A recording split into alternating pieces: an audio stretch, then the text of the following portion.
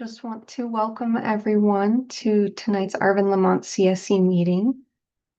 It is 5 p.m. and we are now live on YouTube and we are recording. So I think we can officially get started with tonight's meeting. Before we go into, oh,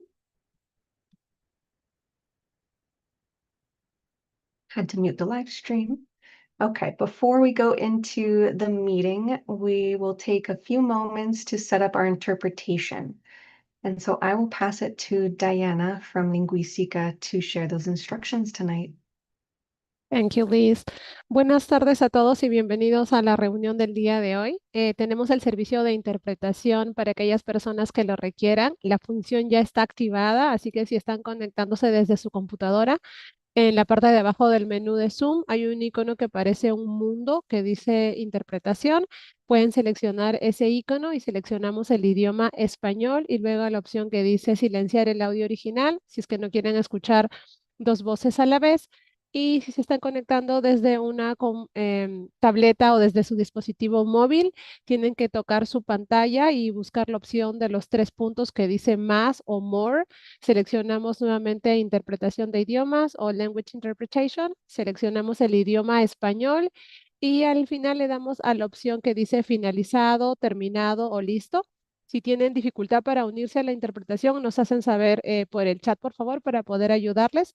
Ahora voy a dar las mismas indicaciones, pero en inglés. Hello, everyone. Today we have interpretation available for those who need it. If you're joining from a computer, at the bottom of the Zoom menu, you will see a word-like icon that says interpretation.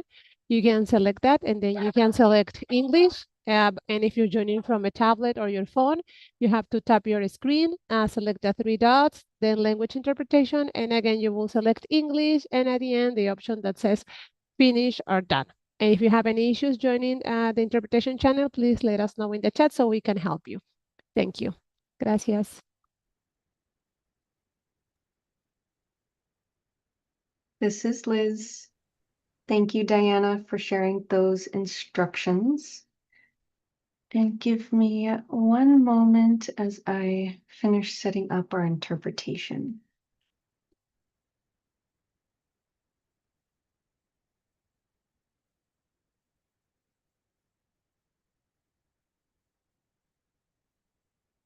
Okay. So you all should have the option to select your interpretation channel, but do let us know in the chat if you're having any issues with that. We'll continue to move through our housekeeping slides. On this slide, you see some of our naming conventions. And as we say at the top of each meeting, this is very helpful and important for our attendance tracking and our stipend distribution process. So for everyone who is joining tonight, if you are a CSC member, we ask that you put the letters CSC in your Zoom name. And if you are a resident in the stipend program, we ask that you put the letter R. For everyone else joining tonight's meeting, we also ask that you put your organization name if you are here representing an organization.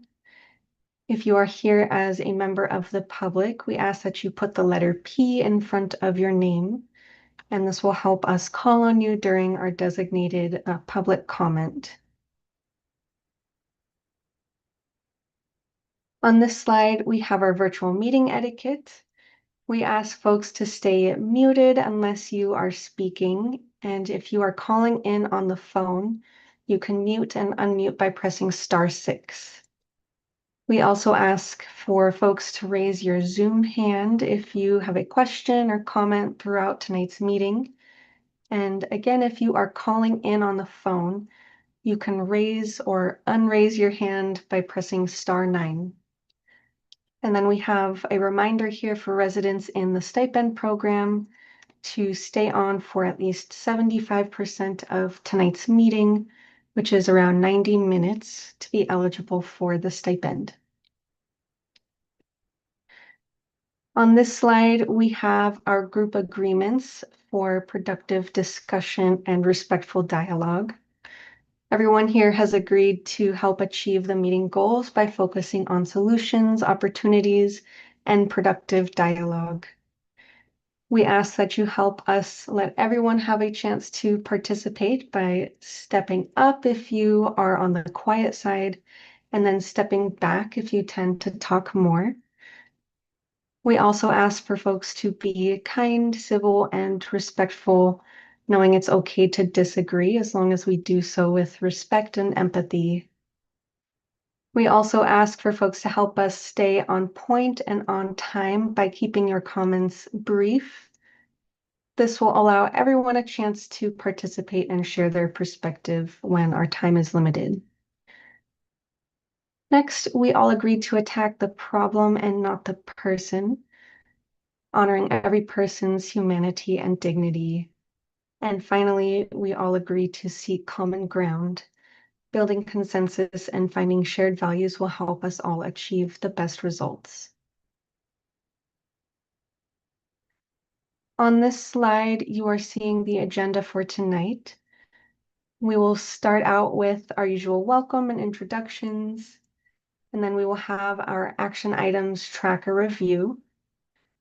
Then we will move on to our air monitoring update, and then we'll spend most of our time tonight on the SERP incentives budget discussion, where, as you see, we will try to build some consensus around a decision.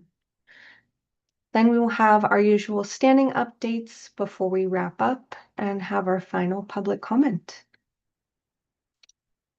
And so I will stop sharing my screen and officially want to welcome you all again to tonight's Arvin Lamont CSC.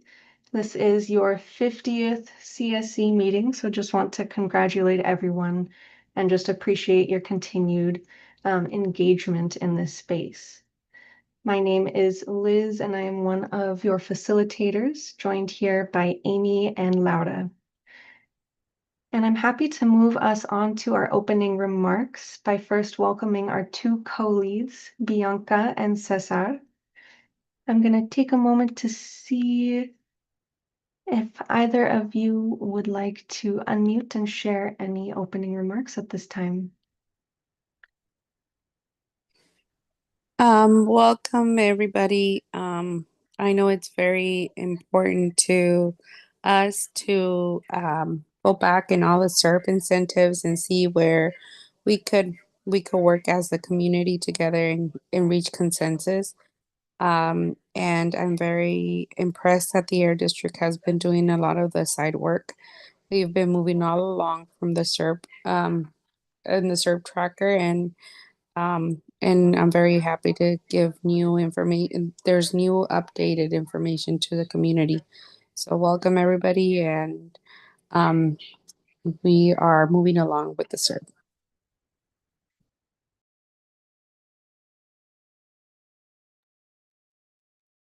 Thank you so much, Bianca. And I'll take a pause here to see if Cesar, if you are in the meeting, if you would like to share any opening remarks.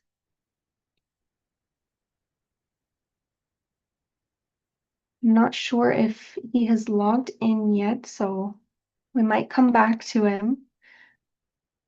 And at this time, I'm happy to welcome Stephanie from the Air District to share opening remarks as well. Thank you, Liz. Hi, good evening, everyone. This is Stephanie Ng. I am the Director of Community Strategies and Resources. I'm super happy to be here tonight. And I want to thank again, really, Bianca and Cesar for doing such an amazing job, being co-leads of this group. I really appreciate their support and just kind of how they've helped craft this meeting. And I just want to thank all of you for being really engaged in this process, because tonight's meeting really is a culmination of all the different topics you all have wanted to discuss. We heard in the agenda setting that folks, now that we're getting into the summertime, are interested in discussing and hearing about an air monitoring update, and how pollution might be, how things in the air might be changing. And then also, like Bianca mentioned, just getting a really high level look at how we're doing in terms of SERP implementation. So really excited for both of those topics, and just thank everyone for being here tonight.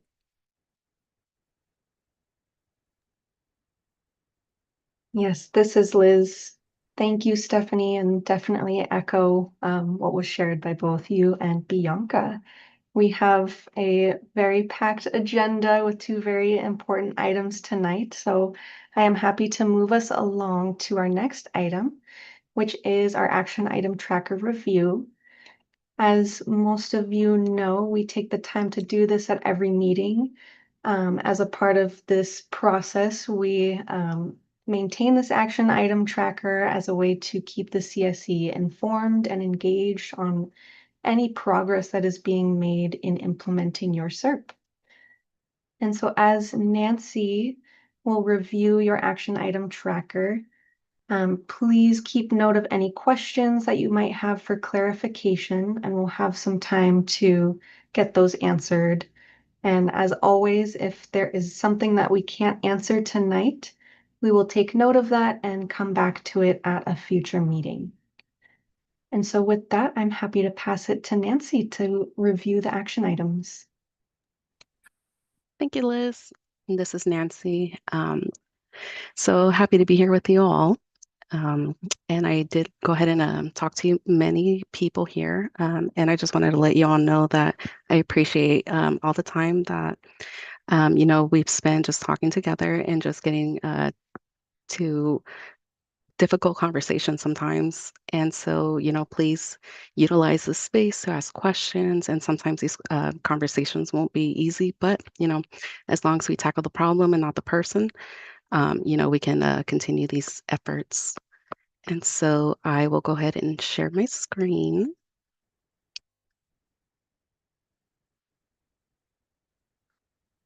All right, so we are going to begin with the action items from last month. And so please let me know if you have any questions or would like further information about this.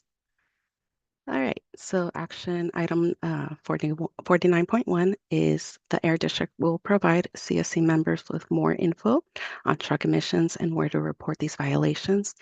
And so if you remember, we did have CARB join us at the previous CSC meeting, and so they had a lot of great information. One of the outcomes that came out of this is to file a complaint with CARB, including complaints about trucks or other diesel equipment. There is a link that is live here, which you can click, and it takes you directly to the CARB website where you can file a complaint. Action item number 2. This has to do with an update on regulations for the use of older hot rods. And so CARB is still looking into this request, and we will circle back once we have more information. Additionally, CARB will also be providing us with information once they obtain it for landfill emissions. And lastly, we do have here action item 49.5. CARB will follow up on the question about whether Arvin and Lamont residents will get priority when signing up for e-bike vouchers. And so this question was actually answered during the presentation that CARB had. And so just a little recap, the California Air Resources Board is prioritizing individuals with income at or below 225% of the federal poverty level, as well as those residing in disadvantaged or low-income communities, such as Arvin and Lamont. So to answer this question, yes, all of Arvin and Lamont should be covered to receive these e-bike vouchers. And then so the last action item comes out of the ongoing. And so CARB will provide short updates on any regulation changes when available. And of course, CARB will continue to provide updates to the CSC as information becomes available. And so that concludes the action items from the previous months. We can go ahead and just open the floor up for questions or any comments that you all have.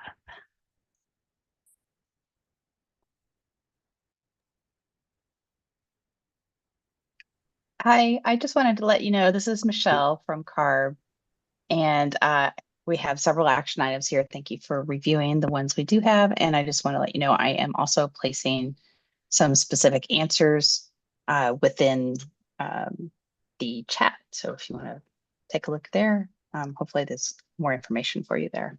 And I will also be sending this stuff over to the area district so that they can send it out to you all. Thank you, Michelle. Any other questions that the committee has?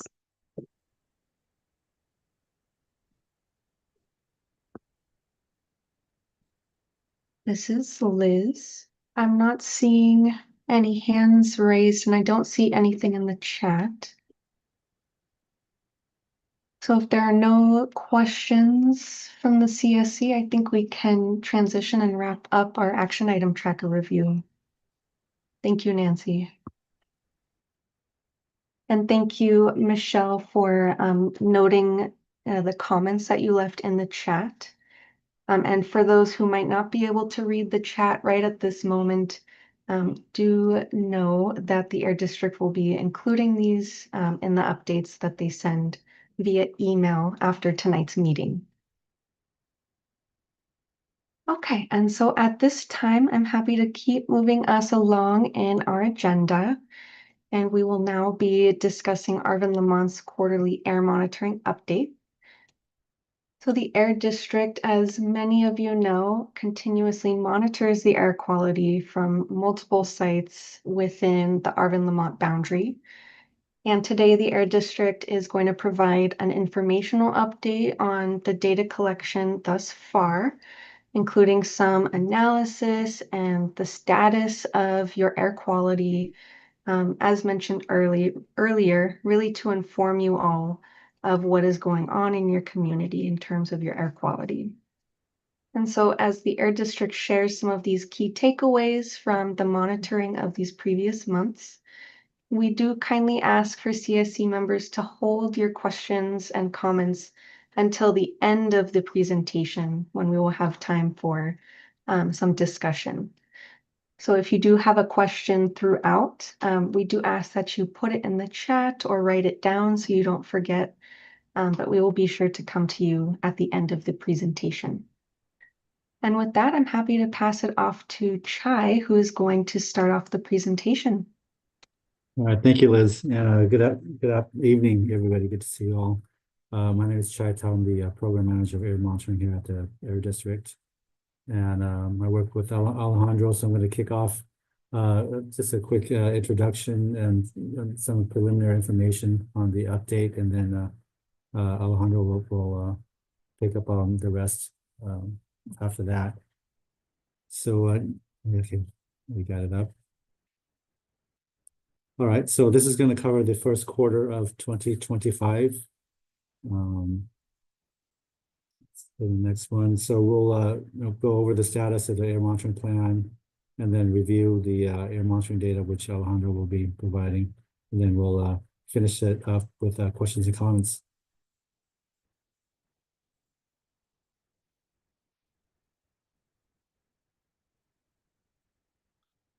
All right, so this is your community air monitoring plan, and the implementation status is pretty much all of the locations except two that are left at this point.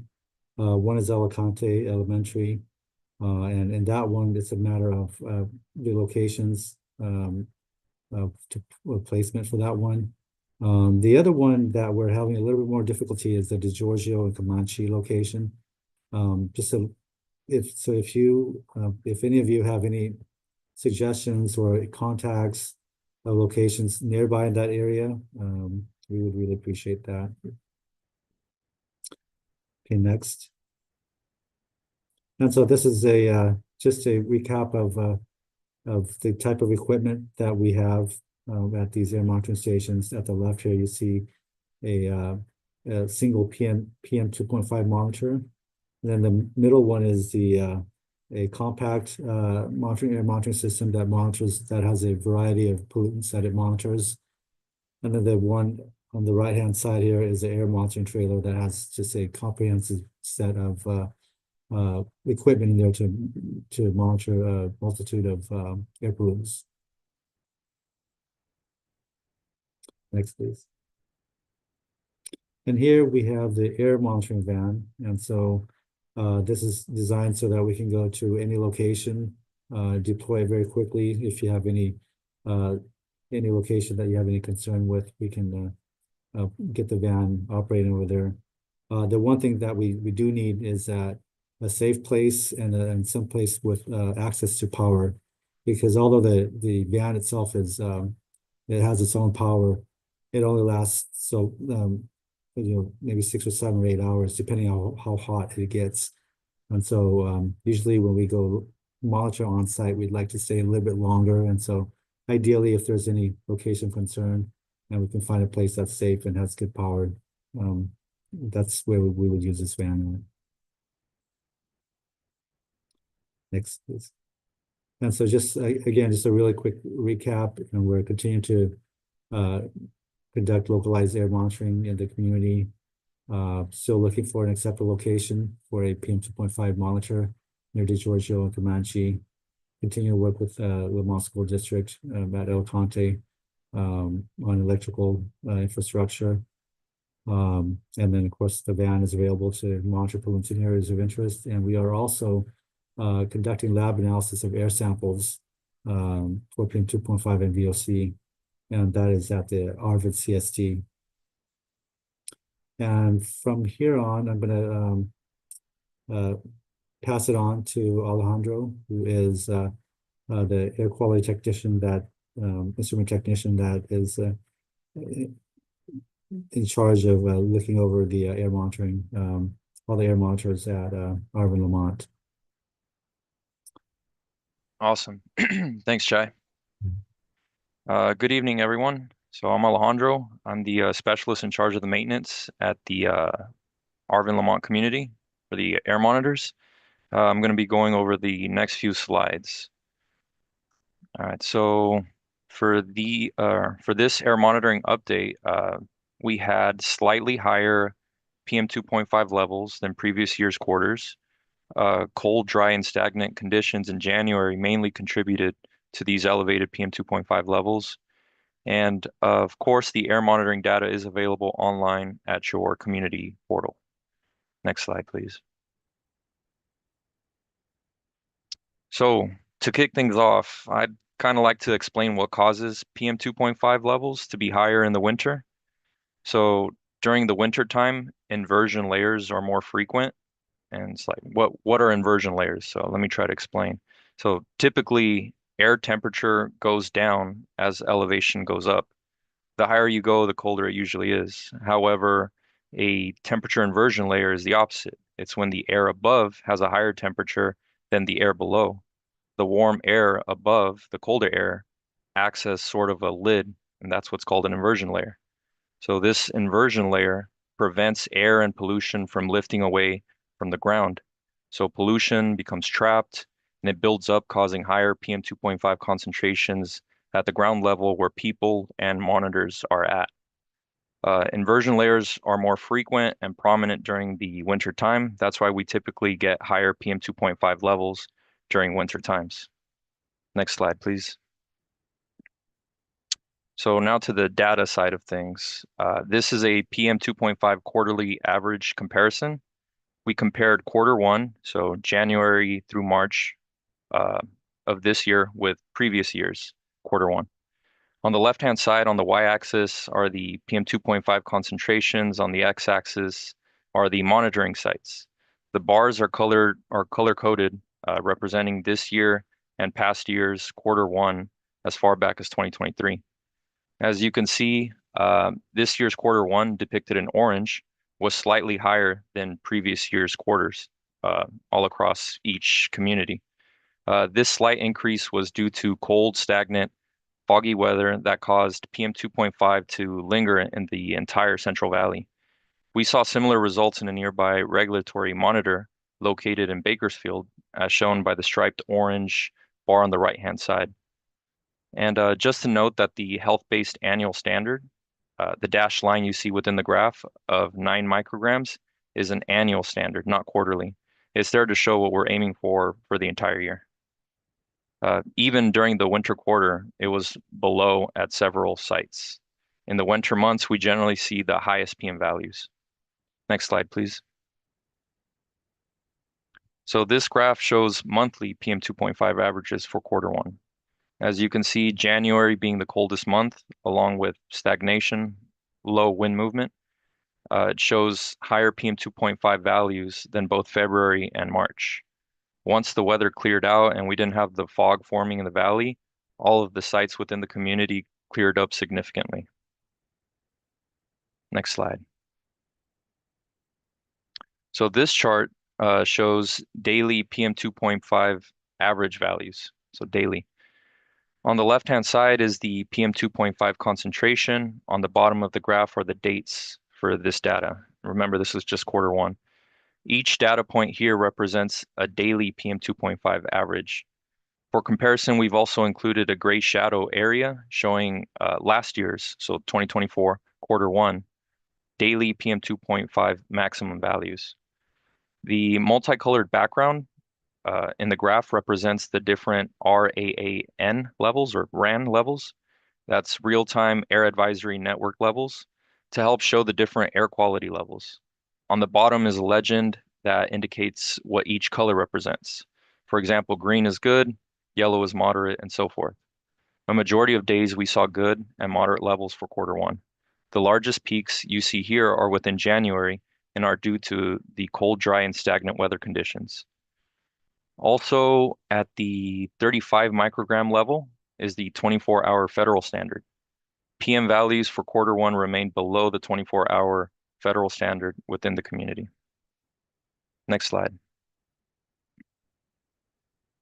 So here are some real-life pictures.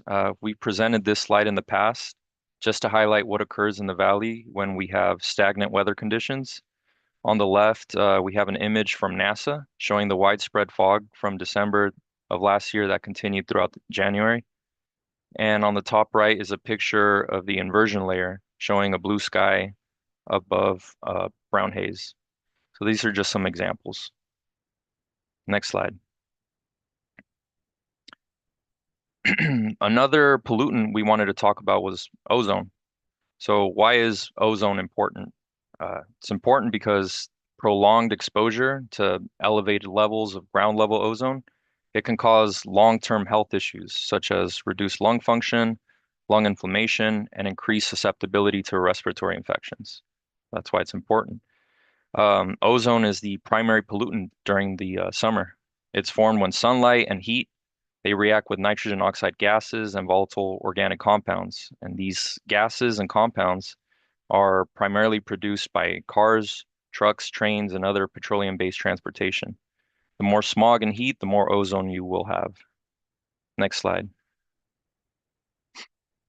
So now with the understanding of PM2.5 and ozone, we'll go over the seasonal changes between the two as depicted on this slide. The blue graph above shows PM2.5 levels. The orange graph below shows ozone levels. These are actual valid data points collected for the Arvin Lamont community from January through December of 2024, so throughout the whole entirety of last year. The months are shown below the orange graph. So within the blue graph, there are high PM2.5 values in the winter months of January through March, and then also November through December. Note there is a big old peak around, well, it's July 4th, and it's because of the fireworks for the blue graph. And then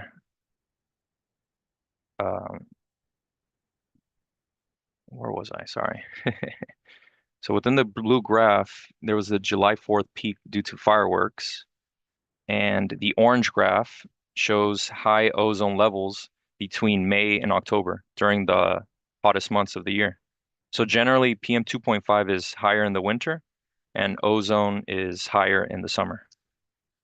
Next slide, please. So lastly, on this graph, we wanted to highlight how each pollutant drives the AQI values. This graph shows the AQI values recorded for Arvin Lamont for last year, in 2024. And just for those that don't know, AQI is Air Quality Index, and it serves as a way to communicate how clean or polluted the air is. Behind the graph is a multicolored scale depicting the different air quality levels. AQI is a tool that takes all of the pollutants we measure, and each pollutant measured is assigned an AQI value. The highest AQI value among the pollutants measured is used as the overall AQI for the day. So between January and mid-February, AQI was driven by high PM2.5 values in the winter months.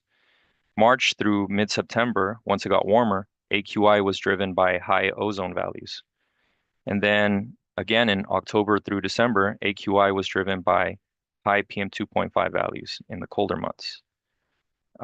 Depending on the season, different pollutants are more prominent. And I believe that's actually the last slide I have. This concludes my part of the presentation. I'll give the floor to, I believe it's Danny. Yep. Thank you, Alejandro. Oh. Appreciate it. Thank you. Yeah, so we'll stay on this slide. I want to explain a little more as we kind of transition into the new season with the warmer days.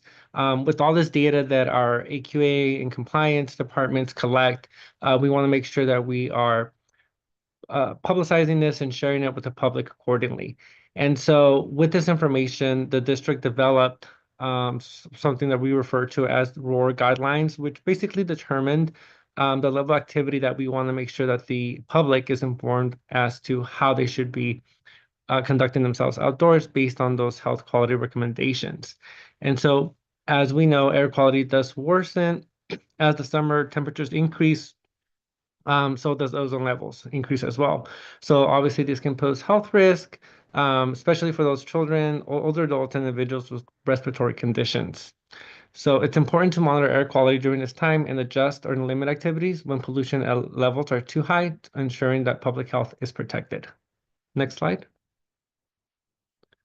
So as we referred back to those guidelines, we want to make sure that schools, the athletic programs, the event organizers really are just protecting people, the general well-being, especially those that's sensitive to air pollution. So with our messaging, always we want to make sure that the public is well informed and educated based on the data that we're collecting and ensuring that the public is receiving. And so with that, we are constantly sharing updates with across our social media platforms. That includes Instagram, X, Facebook, and Nextdoor as well. As you can see here, just a constant reminder for those the public that burning trash is illegal and the corresponding health impacts that could have on your neighbors and your community, or something a little more updated with the possible grass fires that are occurring in your communities as of yesterday. And so this is something that we're seeing more and more constantly occurring as the temperatures are increasing. And so we at the district want to make sure that we are reaching you at a timely manner to inform you of these impacts that you may be seeing and experiencing. Next slide. Obviously, if you have someone in your community or someone nearby that is producing some sort of illegal smoke or impacts in your community, we always encourage the public to file a complaint. We always remind you that you have this ability to do so 24/7 year round. And how you do that is simply by downloading our app and filing a complaint. This can be completely anonymous, ensuring that your information is protected while maintaining public health as of the utmost importance. So we want to encourage all of you that if you are experiencing some sort of impacts in your community, to please report it. We encourage you.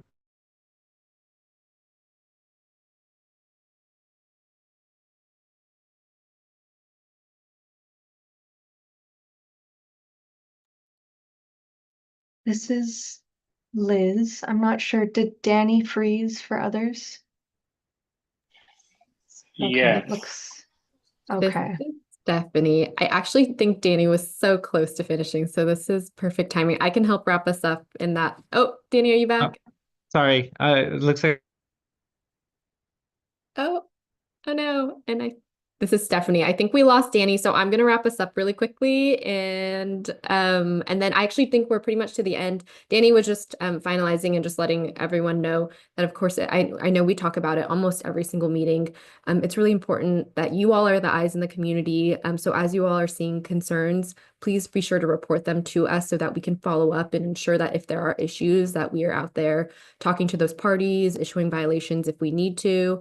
And if you're interested, like Danny said, you can submit these types of air quality complaints anonymously. But if you'd like to know about and hear about kind of what happened, you can leave us your information and our inspectors will reach back out to you. And I think that wraps up our presentation. So I'll pass it back to you, Liz. Thank you. This is Liz. Really appreciate all of the different folks from the Air District who contributed to this presentation. And thank you, Steph, for jumping in at the end. I know a lot of information was just shared, and now we have time to open it up for questions, comments, discussion. So please, if you have anything that you would like to share, raise your hand or put it in the chat and we will call on you. And I do see one hand up from Mario. Go ahead. Hi, how you guys doing? Yeah, my question is that I was noticing that we've been having more spikes on the map on wintertime, but not on summertime. But there are more burning in the summertime and not too many burning in the wintertime. I was just asking to see if I'm trying to understand that why does it spike up in the winter but not the summer? Yeah, I mean, I think there's a lot of variables to it, but one of the main contributing factor, as we've identified in these slides, is that it's during the wintertime, the airflow has a tendency to be a lot more stagnant. And so whatever, whenever there's a fire or anything like that, it tends to just get exacerbated a lot more since it doesn't have an opportunity to. But it don't not show in the hot time like they're supposed to. But I feel that it's supposed to spike up more on the the heat, not on the winter. But it looks like it's spiking up more in the winter than the summer. Yeah, so during the winter time, as Alejandro had explained, there's that inversion layer. So usually usually the hot air always goes up, right? When you have hot air flows up because it goes up to the cooler area. So because it flows up, it creates that current to kind of push and really just mix the air up.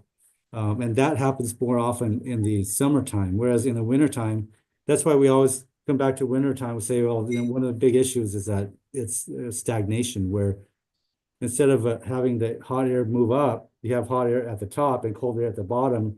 And so you're not getting a lot of air movement. And so it doesn't spread that smoke or that pollution whenever there's any type of burning. Yeah, because I started noticing a lot right here in Lamont that there's some fields out there. You can see the haze of blue. And I just do not understand how could you see a haze of blue? Because that's to me, I see it like gas. But the thing is that there's certain locations that it changed. Look like a fog or something. Yeah. And maybe I'm trying to get a good understanding on this part right here, because how you're talking about different pollution, and all that is just, I'm trying to get at the spot where I could understand what's really creating the problem. Because I'll be honest with you, I don't see that we ever found a solution how to stop this. I want to find a solution to stop this, that we could get better quality air. Yeah, and it is a pretty complex issue, but there are I can't remember if we have it in slides in here or not, but like for example, like PM2.5 itself, there's direct emissions you see, like when you're burning a fire or you see the exhaust coming out from an engine. Because we what I've been noticing that even the diesel trucks are having a lot of problems with the new solution they put in there, and it creates a different smell. Mm. I mean, you could drive next to them and you could smell it. Yeah. And I feel that we have to start like going back to see the true problem, like that we could fix it. Yeah, it's been identified for a lot of the sources, like you had mentioned, like from even diesel trucks. And then there's sources, whether if it's burning of various types of agricultural materials or wood or anything like that, all the Yeah. way to, there's various sources that it reacts in the atmosphere and creates all those particulates. Yeah, it creates this type of problem because Yeah. I mean, this pollution don't supposed to stay here, it's supposed to go out. Yeah. Although That- if you look at it historically, though, I mean, there's substantial improvements. If we look at it historically, let's say from 10, 15, 20, 30 years ago, we see those trends on it, that it's cleaned up significantly, both on paper and on the actual results that we see at the air monitors. So there's been significant improvements, and Okay. there's been a lot of resources spent on it. From residents I and everybody. was gonna ask you, what could we do to better this type of problem that we have? I mean, it's getting fixed, but just to make it better, what could we do to make it better? Yeah, so as far as better, I think that's something that district has been pushing a lot as far as outreach and communications. And I don't know if some of the folks here can talk a little bit more on that, but it's definitely something that we continue to push. And I think one thing to kind of keep in mind as we're looking at all of this is that it's pretty clean. I mean, you see these numbers here and these lines here. It Yes. is actually pretty clean, but it doesn't mean that that the mission is accomplished at this point. I mean, we're getting very close to it. Yeah, But yeah, no, definitely. I don't know, Stephanie, if you guys want to. yeah, I understand the graphic on it and all that. I understand that. But what I'm trying to say is that I see like a spike on it on something like you're saying winter and summer. And the way I seen it, it just didn't I couldn't fall to really see the true picture. And the only thing I'm asking is what is the best thing that we could do to make it better? To find a better solution to make it, like that we don't have this type of problem. This is Stephanie. If I could, I see Amy, you're muting. If I could quickly respond, and I see Bianca's hand up, so I want to make sure we give time for her. And I appreciate, Mario, your question of just, I think, seeking out solutions, because I think that's exactly why our group is here meeting every single month, right? I appreciate Chaya's. I think, he is over the team that sees our community air monitoring network, but he also has worked at the district for a really long time and has a really long history and expertise, and totally agree that I know that we're just seeing a quarter here, but like Chai mentioned, overall, the trends that we're seeing kind of historically throughout the years, we're seeing a lot of cleaner air quality thanks to the commitments from lots of community members, lots of businesses. But like Chai mentioned, the work isn't done yet. And so just in terms of the questions you have, Mario, is just continuing to work with you all to implement these CERT measures in the community. I don't think that we can always point to just one thing. There's a lot of different things that we have to do together, like switching out fireplaces, like replacing trucks, like replacing vehicles, like replacing lawnmowers, a lot of things that we can all do collectively to be a part of that solution. And so definitely appreciate the solutions oriented thinking. And I hope that the update that we have later in the meeting that talks about kind of our CERP implementation and how that is going also will help answer questions about what we can be doing as a group and as a CSC to continue to improve air quality in the community.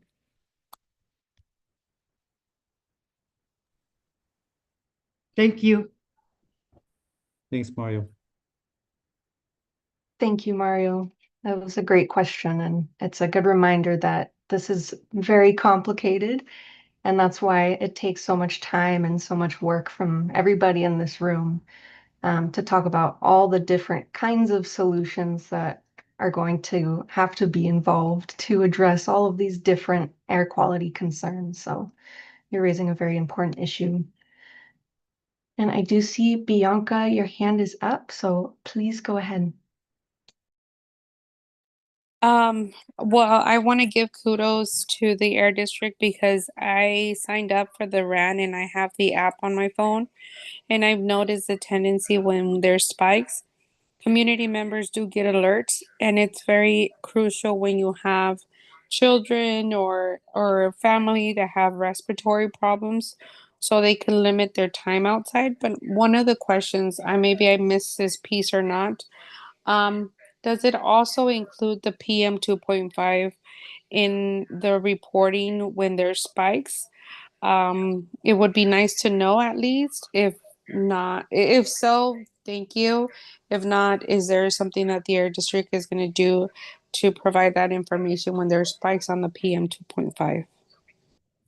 Yeah, the AQI number there actually looks at both.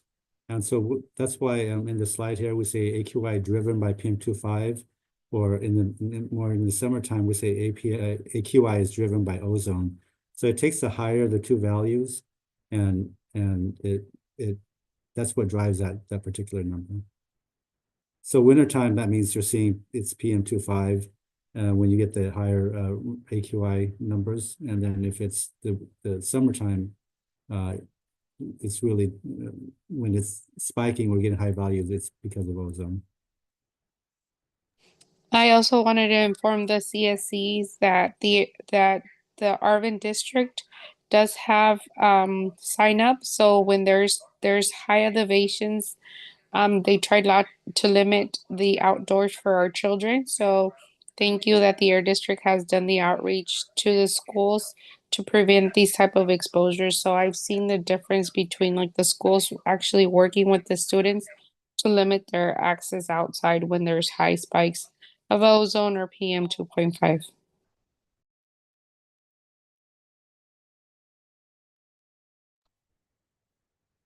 This is Liz. Thank you, Bianca, for the question and adding that additional information. I'm just going to pause to see if there's any last questions before we move on to our next agenda item.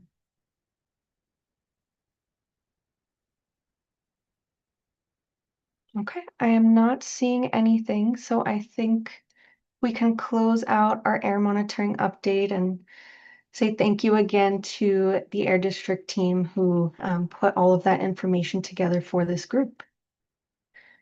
And at this time, we will transition to our SERP incentives budget discussion. You're going to hear about a few different SERP measures, and then as mentioned earlier and as seen on the agenda, we will have time to discuss and potentially build consensus around moving some funds to the passenger vehicle replacement program. And at this time, I'm going to pass it to Stephanie, who is going to get us started with the presentation. Thank you, Liz. This is Stephanie. And just to set up this conversation, again, I just want to thank the folks, and especially Bianca, who's been such a good advocate of this, and the folks that in the agenda setting call for helping us shape this item. And really the thought behind it is seeing kind of how we're at in SERP implementation, with the eye towards are there opportunities to maybe move some of these funds to make sure that, you know, the programs can continue going and supporting residents in the community? And so I'm going to present some high-level slides that discuss implementation progress. And then at the end of the slide, I'll actually pause, or we'll actually have Christine to give an update on paving. I don't want to forget that. And then also towards the end, we will have an opportunity to dig into one particular measure where we're seeing a lot of movement, and really happy to report that. And we'll discuss a little bit more about this again towards the end of the presentation. So I'm going to share my screen. And again, we're going to do a review and just overall budget discussion. As a reminder, in your SERP, there's over $30 million allocated to our SERP measures. That's aiming to reduce 135 tons of PM 2.5 and 372 tons of NOx. As a reminder, 13 of those are incentive measures, so we have funding tied to those measures. But we still have a lot of work that we're doing outside of those incentive measures that includes things like enforcement, outreach, and land use and partnerships with other partners, like, for example, DPR. We as a district are definitely committed to working with you on, involving the CSC in the process of implementing these SERP incentive measures. So some of the things that we do kind of really throughout the whole year, every single month, I know we talk about this a lot, but every single month we update and post what we call our SERP tracker. That will give you the most up-to-date information of how SERP implementation is going across all of our different commitments. Every single month during these meetings, we also provide updates on how implementation is going, and kind of solicit input on opportunities for adjustment. And really what we're calling biannually, so twice a year, we want to do kind of a bigger budget discussion with you all, where we have, big high level understanding of where we're doing with all of our measures to kind of, again, adapt and tailor SERP implementation as we need to. And something that we do at the end of the year, and you all saw this last year and the year before, is we put together an annual report that kind of provides an opportunity to talk about all the successes and then also elevate any kind of challenges that we saw throughout the year. And this is something that we give to the community and then also to, for example, to CARB at the state and other stakeholders that are following along this process. So I'm going to break out all of our SERP measures into different categories. The first category that we're going to look at here are measures that are kind of related to community and schools. And so what you're seeing here is we have all of our SERP measures, and those green bars will show you the progress that we've made through the funding. The dark green bar will indicate when the funding has been spent, and then the light green bar indicates the funding that we have remaining. So a couple measures that you'll see here is that we are making progress on our commercial lawn and garden measure. So this is not the one for residents, but this is more the ones for businesses. So we are continuing to do outreach to schools, to different businesses that can take advantage of this to get them to apply to the program.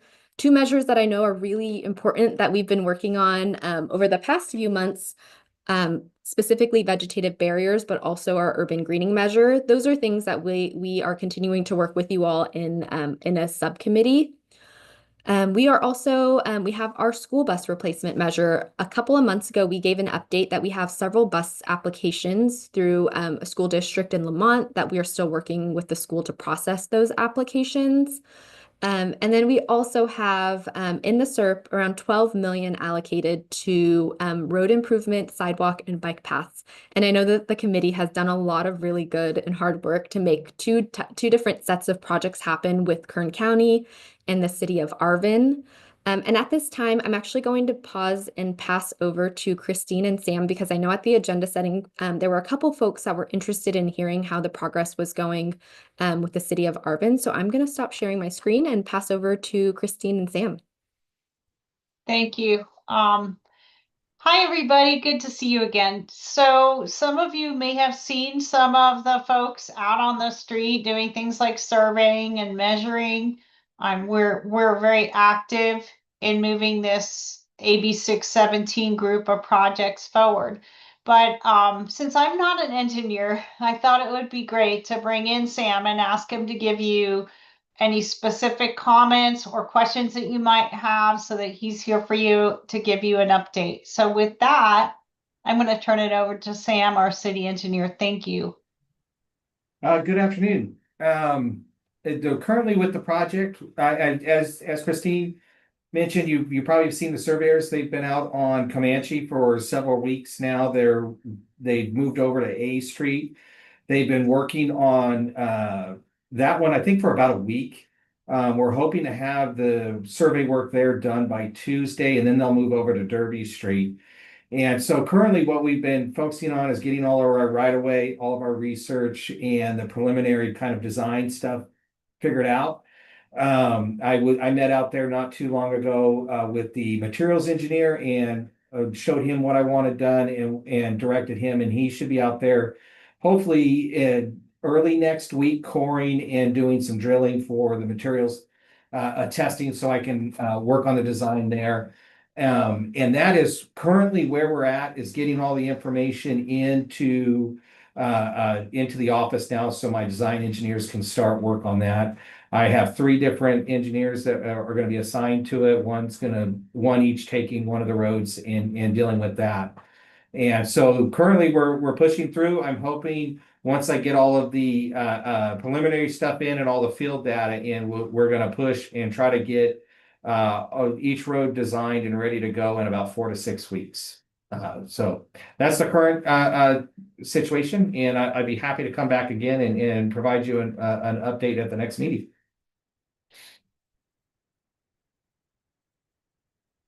Thank you, Sam.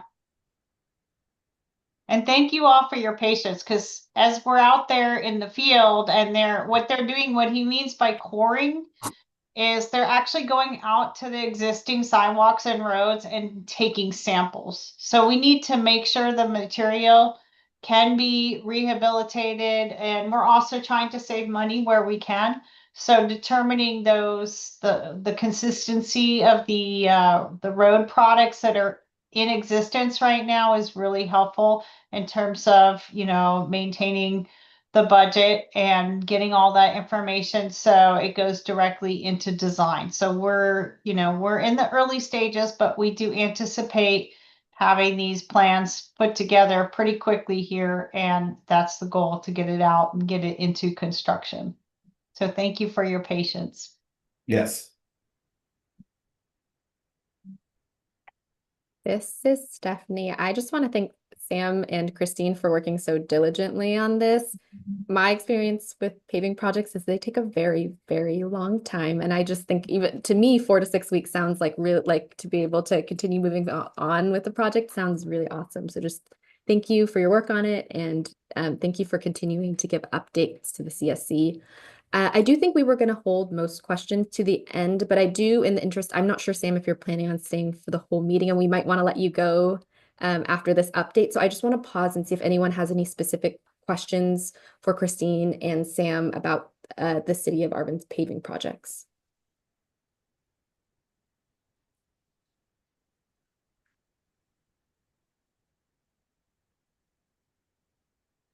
If not, you can certainly still put your questions in the chat, and I'm sure Christine can try her best, or else we can just follow up with Sam. And it sounds like we'll have Christine and Sam back at an upcoming meeting to continue to give updates on the project. Thank you. Thank you. All right, I'm going to continue on with the presentation.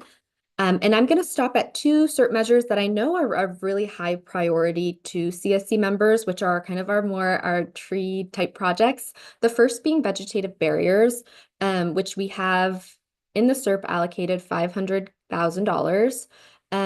Progress to date is that I know CSC members recall just a few months ago, we did have HIFI, who is the applicant for our vegetative barriers project. They came and reviewed. The CSC had several points of feedback, and after that meeting, where we landed is we wanted to schedule a subcommittee. So just as an update to you all, we've continued to meet with HIFI several times, and we are working with them to respond to some of that feedback you all have, and they are still working on on coordinating partners, and they think that within the next few weeks they're putting together an updated presentation to refine their proposal. And so what we plan to do as a next step, again, is to have our vegetative barriers subcommittee meeting scheduled for June. So that's something for you all to keep an eye out on. And some of you might also be wondering, what about urban greening? You all might recall kind of the CSC, I remember a couple years ago now, had requested to actually take care of the work between urban greening and vegetative barriers separately. Because it is, they're 2 separate things. And sometimes when you work on it together, I think it's easy to mix up the 2. And so we have, as the CSC, requested prioritized work on the vegetative barrier measure. However, now that that vegetative barrier measure is kicking off, our team internally is beginning the process to work to open that urban greening proposal as well. It'll have a very similar process, and we'll kind of work with the CSC in the same way that we reviewed the RFP or request for proposal with the CSC in a subcommittee. So that's something that we'll begin to work on too, now that we're kind of making good progress on vegetative barriers. The next set of measures that I'm going to move us on to is to talk about our more measures that actually businesses can take advantage of or agencies. And so a few of those measures include our public fleet vehicles, which we are still actively working to identify partners, working with the city, working with other agencies to do outreach on this measure to find applicants. We also are continuing to make progress on our alternatives to agricultural burning incentive measure. I think we've talked about it before, but essentially, we've shared with the CSC that at the beginning of this year, agricultural burning has been phased out. And so these alternatives become even more important and this grant funding becomes important. So we're still making progress on this measure and expect to have more applicants in as the measure, as time progresses and as we continue outreach on this measure. And then we're also continuing to make progress on our agricultural equipment replacement measure as well. A measure that we've talked a lot about in the past is our heavy-duty truck replacement measure. While we are still continuing outreach on that measure, we have, as needed, and as the CSC has history in the past, sought opportunities to reallocate funds when needed to measures that are, high priority and in demand. And the CSC might even recall we did move just a few months ago some funding from this truck measure over to our residential lawn and garden measure. I'll touch really quickly on our truck replacement measure. In the SERP, we have currently now, after that the residential lawn and garden funding reallocation, we have $4.7 million allocated to this measure. We are continuing outreach to businesses that operate within the boundary. We're working with a really great partner called Kingsburg Truck Center, who has a lot of expertise, a lot of knowledge, and has a lot of great contacts across the whole valley, really. They serve the San Joaquin Valley and also other areas of the state. And they've been doing a lot of great work to reach out to fleets that could potentially be eligible and might want to apply to this funding. So we know this is a priority of the committee to, again, get emission reductions from replacing trucks. So we're still continuing outreach, but we have, as we've already experienced in this committee, worked on reallocating funds to in-demand measures when we've needed to. And I'm going to go over the slide here about also our residential measures. These are again the measures that are more like just a resident could take advantage of to make some kind of replacement, say in their home. So a couple of those measures include our passenger vehicle repair program. We already had one event in the community, and we are planning another event in the fall. Similar to that, our residential lawn and garden measure, we just allocated over just a few months ago $300K to this measure. And we have about $268,000 remaining, and we are planning another event in the fall. And then a measure that's also going well that I'll plan to have a few more slides to actually share with you all the progress is our passenger vehicle replacement program. We have actually seen the majority of those funds be obligated now, and we have about $600K remaining to support this measure. And so I think just so I don't get through too many slides, I'm just going to pause really quickly and see if folks have questions about maybe the more general updates that I've given across all of our CERT measures. And then the rest of my slides are going to dive a little deep into our passenger vehicle replacement program and how we've seen progress in that measure. Go ahead, Bianca. I have a question in regards to the urban greening. I know that a couple of the schools, especially in the Arvin district, wanted to participate in the urban greening. In this case, would you need the application from each of the schools or from the district itself to see how many schools would want to get involved in the urban greening? I know that they've been in need, but because of budgets and everything, they haven't been able to do so. But it was brought up. I did brought it up to a couple of the principals, and they were very excited about it. But I wanted to see if you guys needed from the district or from each school individually. This is Stephanie. That is a really great question. To answer that, I'll really quickly take a step back and remind everyone kind of the process that we'll undergo. It was very similar for vegetative barriers. Really exactly the same process where we released what we call a request for proposal or an RFP. And that basically is just seeking out an entity, some kind of group to take on and implement the work. And so when we release that RFP, it could be that multiple people apply, or it could be one group that applies that then later works with the school districts. We're open to seeing who applies we'll open it, and then we are happy to kind of see how people apply and want to work with us with the funding. But again, it could be that we have multiple applicants, say, different schools, or it could be maybe that we have one group that wants to work with the schools and kind of work on their behalf. And they apply kind of for the whole pot and then work with all the schools. That's totally a possibility as well. And as we start to work with the CSC on that request for proposal, we'll work with you all on doing outreach as well to make sure that all the right groups in the community are aware of the RFP and can reach out to us with questions. We'll do an informational session so people can ask us questions about the RFP. We'll do all of that, similar to how we did with vegetative barriers.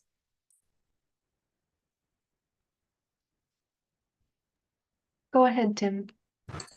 I had a question regarding the vehicle repair program. I wanted to know,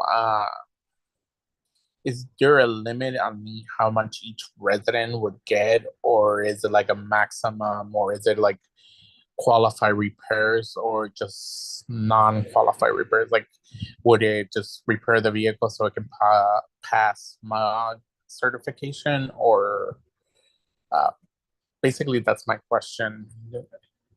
Because I see it has a limited amount of funds available. This is Stephanie. Yes, so it would be for emissions related repairs, and it is up to $850 per person. Okay, thank you. Thank you, Tim.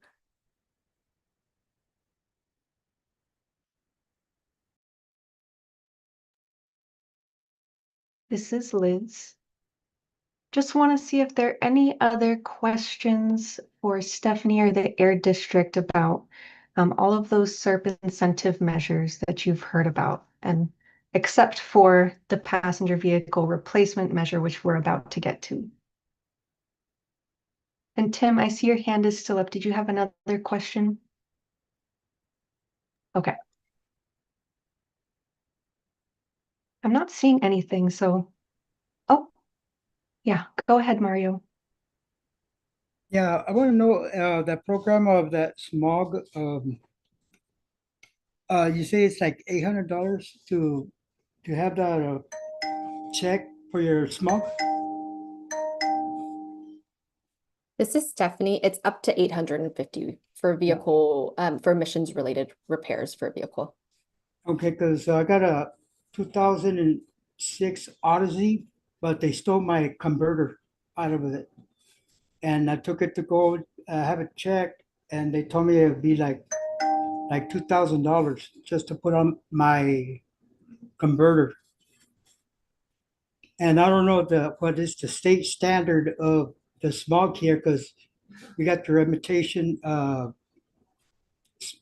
converters, and what I noticed that a lot of them didn't want to take them like that. They won't pass smog. This is Stephanie. Mario, we can have someone on our Valley Can team reach out to you to see if you would qualify. Yeah, I'll appreciate that. Oh, and you know what? Jose Marin with Valley Can, just dropped a number into the chat, and I'm going to read it aloud for everyone. This is their hotline number, 800-806-2004. Thanks, Jose. Thank you very much. Thank you. Thank you for the question. And I see one more hand up from Gabriela. Go ahead.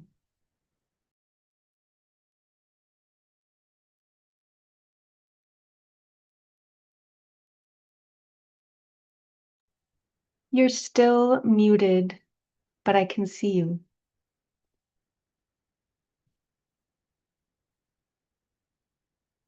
There we go. Muy buenas tardes, soy José Ojeda. Mi pregunta es, hace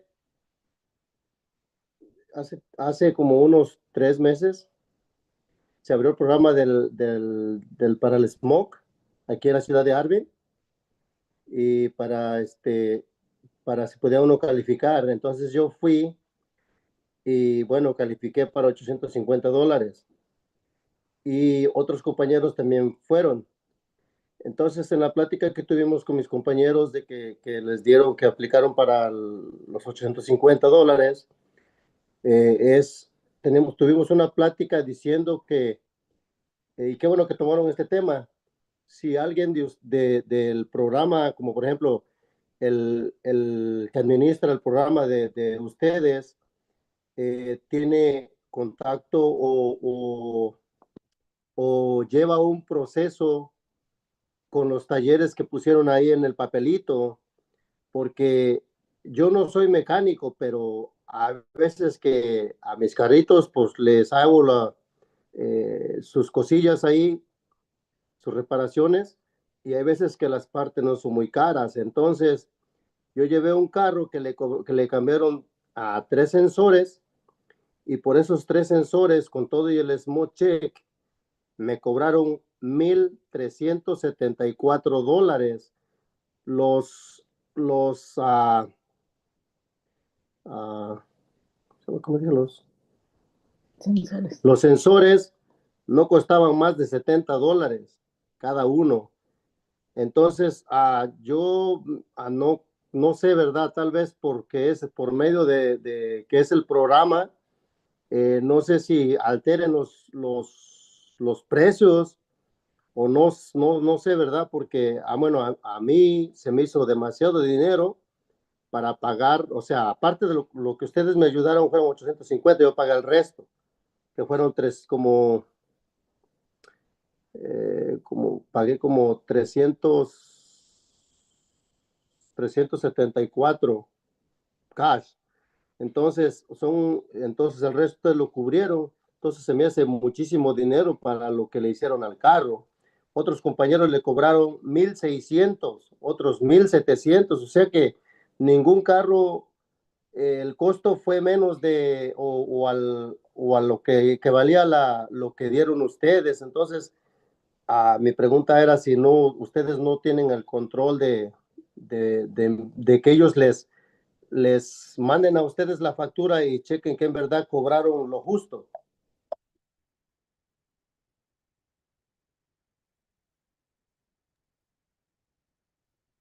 This is Stephanie. Thank you so much for that question, Jose. I have some information, and we can always follow up with you offline if this isn't, if you want more information. But generally, the retailers or the small shops that are contracted, it's important for us to go through that process to ensure that they kind of meet the requirements, they understand the program. So that's why that we have kind of a network of smog shops that we do have together for people to select and pick. But we do always recommend that people shop around and get different quotes. So I'm not sure if you did that process, and it sounds like you maybe went through the process, but I'll speak just generally overall that it's important for you all to shop around to make sure you're getting a good price that you feel is right. So I'm glad that it sounded like you didn't quite like the price and you maybe wanted to go with a different option, but that's definitely something we encourage in the program. Shop around, get a few different quotes so you can see maybe the difference in the pricing.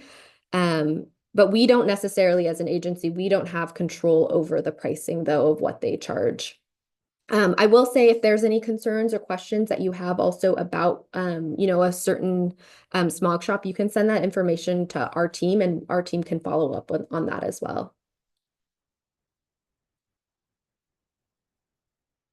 Lo que pasa, lo que preguntó usted ahorita, el punto es que no hay opción de que usted vaya a comparar precios, porque le dicen, la cita, llevas el carro y ahí lo dejas. Entonces, te dan el estimado, pero las citas te la dan muy largas porque tienen demasiado trabajo por los programas. Entonces, si ya tiene las placas que se la van a vencer y tiene que hacer el smog check, entonces hay un proceso que no hay mucho tiempo para investigar.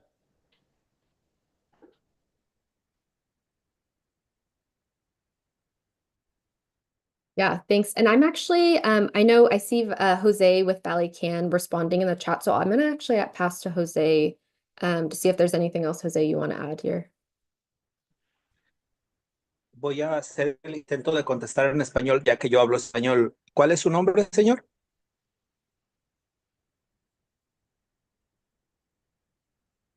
Está en la pantalla como Gabriela Ojeda. Lo que podemos hacer Jose, para usted. this is Liz.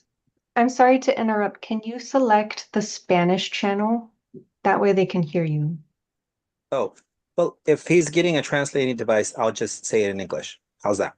That works too. Thank you. Okay, and what's the gentleman's name? I have him on the screen as Gabriela Ojeda, but I'd like to get his name. Is Jose. Jose, okay. Great, Jose. My name is Jose Marin. I'm part of the Valley Can organization that runs the smog repairs program.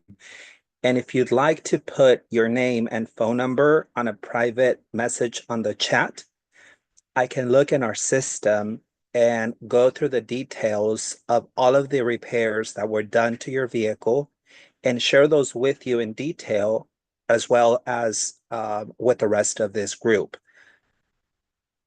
It's difficult to provide an answer, a specific answer, if we don't have the receipt of the repairs, but definitely we're glad to, I'd be happy to take it back to my team and share again the detailed repairs with you and the rest of this group.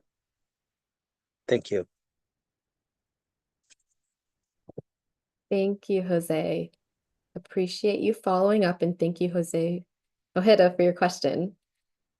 I am going to continue on with our presentation in the interest of time, and then at the end of the presentation, we're going to take more questions.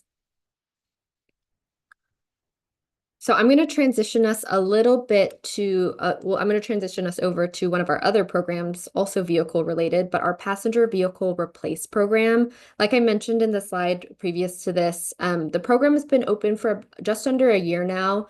We opened it about June. We started kicking off workshops around then. And what we're seeing is really through that time, we have seen the majority of funding being used in the community, which is a very, very great thing to have. We've to date, and this number, even from the time that we put together this presentation the other day, probably has changed. But we have about 172 applications received to replace old polluting vehicles with either used or new hybrid or electric vehicles.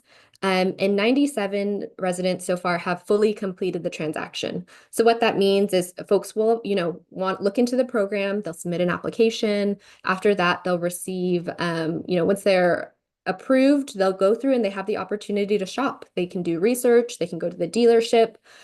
So we have 172 folks that have, are either in some stage of review with their application or out there shopping, and 97 residents that have finished the process and they're driving around with a newer, cleaner vehicle. We have remaining around $600,000, which we estimate to be, it'll kind of change depending on what people pick for their vehicle, but that's enough for probably around 30 vehicles if they are going for the highest option, which is going to be $20,000 for a new battery electric vehicle. We did this set of slides the last time we did our kind of 6-month check-in on the program, but just wanted to bring some statistics to the committee about what folks are opting for when they're going through the program. Really, the majority of people are going for the plug-in hybrid option. We have about 55%, so really a little more than half of people going for a used plug-in hybrid, which does make sense. It gives people the flexibility of not being fully battery electric, and they're likely seeing a little bit lower prices than if they went with a newer model. We have about a quarter of folks going with a new plug-in hybrid, and about 20% of folks that are going with a battery electric vehicle, with 13% of those being new, 7% of those being used. I think definitely a really important consideration here to think about is thinking about what kind of impact that this has on the community. Where we are talking about moving these funds is from our truck replacement measure, which I'm sure as folks in the community are aware, trucks do have a big impact on, on emissions in the community. But given that the trucks measure is experiencing difficulty, we're having challenges, finding applicants, especially kind of in this with changes to kind of the regulations around trucks. We do see this as being a really good opportunity to find other measures that also still support emission reductions. So our estimate is that the replacement of about 60 older polluting vehicles would lead to about 0.56 tons of emission reductions. And just so to summarize again, we have this measure, the passenger vehicle replacement measure. We have in the SERP around 4 million allocated. An individual can get up to 20K, but it'll really depend on the type of vehicle that they're replacing, and then also whether or not they're going for new or used. So far, the progress we're seeing again is 172 applications so far that we've seen.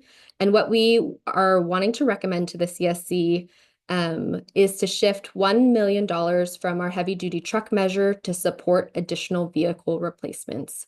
And again, kind of as we've seen through all of the slides that I just showed, a lot of our measures are progressing really well. And we've really taken this opportunity to reallocate funds when we've seen a demand in a kind of a need, a priority of the committee. And we see that need in that measure. And so we are anticipating probably within the next month or so, we could run out of those funds just based on how we know the applications are coming in. And so even though we still have funds available in the program, we are recommending kind of a proactive reallocation that's going to ensure the continuity of the program, allowing it to stay open without pausing. And just an example for the community of why we're taking and Arvin Lamont proposing a more proactive or early approach is that we actually have done a funding reallocation with 2 of our other AB 617 communities. It's been a popular program really across our whole valley. And in Stockton, we had when we started to discuss funding reallocations, we were actually at a point where we pretty much had exhausted funds, and it led us to actually need to stop the program. We stopped taking applications, we stopped the workshops in the community. And so this kind of proactive early reallocation will allow us to seamlessly transition without needing to stop the program in the community. So I'm just going to actually pause here. I think an important aspect of this program is also talking about our really great partners, Valley Clean Air Now, that really are on the ground doing these monthly workshops. In Arvin Lamont, we actually normally see a month 2 workshops, one in Arvin and one in Lamont. And they are on the ground talking to folks, getting people, answering questions, helping folks apply, doing all sorts of social media and outreach. And so I'm actually going to pause really quickly to pass over to both Veronica and Jose to talk a little bit about how those outreach efforts are going in the community. Hey, good evening. I'm Veronica Valencia with Valley Can. Precisely last night, we were actually in Lamont and we had a turnout of 48 attendees. So what it shows is that the Clean Car Community Clinics are still going strong. They're well attended. They're generating a lot of interest, a lot of phone calls, and they continue to bring in new applications, which is a clear sign that the outreach remains effective, that the need is still there, that it's still relevant. So last night, we were in Lamont at Lamina Caters, and we had 48 people who attended, and we collected 20 applications. So definitely a very strong turnout. And I don't know, Jose, if you have anything to add.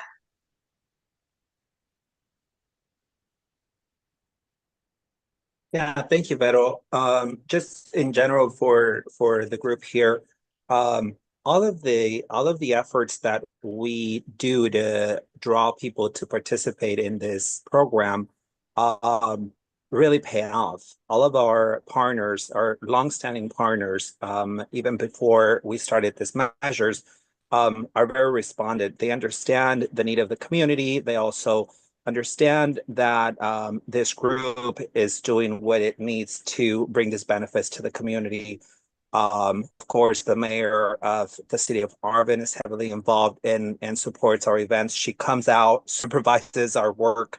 Our folks from the Field Institute, our friends from Comunidades Aliadas. So definitely a lot of boots on the ground work, and it's really paying off. So we look forward to continue to help folks with these benefits. And happy to answer any questions, both Vero and I.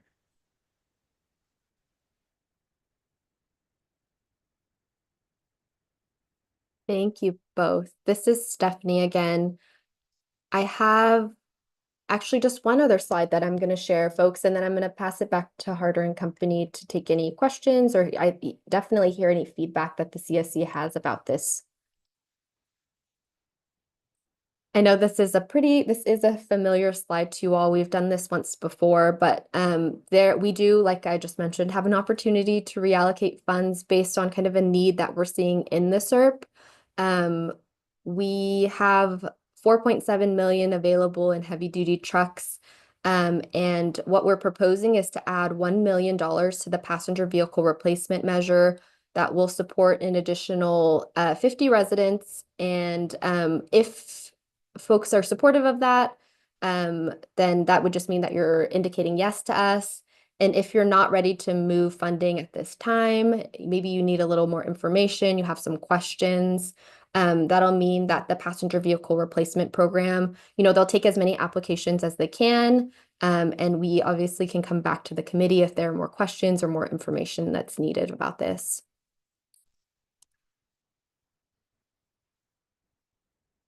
I'm going to stop sharing my screen and I will pass it back to Liz. Yes, thank you. This is Liz. And so you all heard information about the passenger vehicle replacement measure and the success that it has had in the community. You also heard about some of the potential emissions reductions that would come along with the implementation of this measure. And so at this time, we are asking for feedback and any questions that you all have before we officially ask if there's any objections to moving forward with this decision tonight. And so before we take these questions, just want to explain the process for how we will build consensus. We've done this in the group before, but just as a reminder, for us to build consensus, we'll first make sure that your questions are answered and you've shared any comments or concerns. And then I will ask the group if anybody objects to moving forward with this funding reallocation. And so if one CSC member does say no, that they do object to this decision, then as Stephanie mentioned, we will not move those funds at this moment and can come back to that at another meeting. And we can also officially come to a vote rather than building consensus again at another meeting if we're not able to achieve consensus tonight. And so please let me know if anybody is confused by that process. And at this time, I am very happy to open it up for questions. And I do see a hand up from Jesus. Go ahead. Hi, thank you. First, I want to say I really appreciate the last slide. It makes it clear how our decision will create impact. The second, I wanted to, it was a question on the information that was shared. I wanted to know if we have an idea of why we're seeing more people going for plug-in hybrids as opposed to all electric. I don't know if like so there was a little questionnaire at the end just to get an understanding if there's something missing from the community, like charging stations, or it's just a better financial decision for them. This is Stephanie. I maybe want to see if Veronica or you or Jose have anything you want to add there. I think I have my suspicions of that, but I know that there's many folks here that are actually on the ground talking to folks. So I was wondering, Veronica, if you have anything to add. So one of the common reasons we get from like when we do surveys as far as why electric or why plug-in is depending the area that you're in, there may not be charging stations near you. So that is one big factor. And also if the customer happens to live in an apartment complex, that would be another reason why they wouldn't benefit from a fully electric car. Thank you. I appreciate that. May I add just one more comment, Mr. Jesus? And the process of selecting the type of vehicle, it's all up to the participant. We just off and on, depending on funding, and this funding is outside of this group here, we provide education on electric vehicles through our partner Charge Across Town. And lately we have been bringing them along. So they do all of the spill on why it's important to do electric vehicles. But lastly, it is up to the participant to decide what kind of vehicle they're going to get. We don't obligate them to select an EV.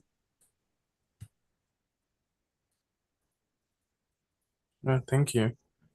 And do we, because I think Arvin has more electric vehicles than, electrical charging stations than Lamont does. Are we seeing more people getting electric vehicles in Arvin than in Lamont, or do we have that statistics? This is Stephanie. I don't have that direct breakdown in front of me, but I'm sure that's something that my team can follow up on. But I will also say, related to this conversation, because we had it also a couple meetings ago about charging infrastructure. We do generally at the district have funding for charging infrastructures to get that installed in different public areas in the community. So it is something that our team is actively working on to find community partners to get involved and apply for the program so we can continue to see more chargers in the community. Thank you.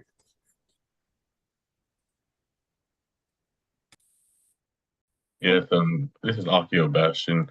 I'm just touching on that a little bit too. Yeah, we do have our Charge Up program here at the district. So if it's open to businesses, public agencies, as well as owners of multi-property dwelling units. So or multi-unit dwelling units, if you have anybody out there in the community that you're aware of, they can reach out to us at the district as well and receive up to $50,000 in funding per site towards the purchase and installation of new EV chargers for these type of vehicles specifically too. Thank you, Akio. And this is reminding me, I actually do think, Jesus, thank you so much, because I actually do think you've helped connect us already to someone that was interested in applying. And I know Akio chatted with them. So like Akio was mentioning, if there are people in the community you think would be interested in applying for this program, definitely reach out to us. Specifically, Akio has definitely all the answers related to the this program. So feel free to share information and we're happy to do the outreach. Yeah, great question. And this is Liz. I see a couple more hands up, so we can go to Gabriela and Jose next.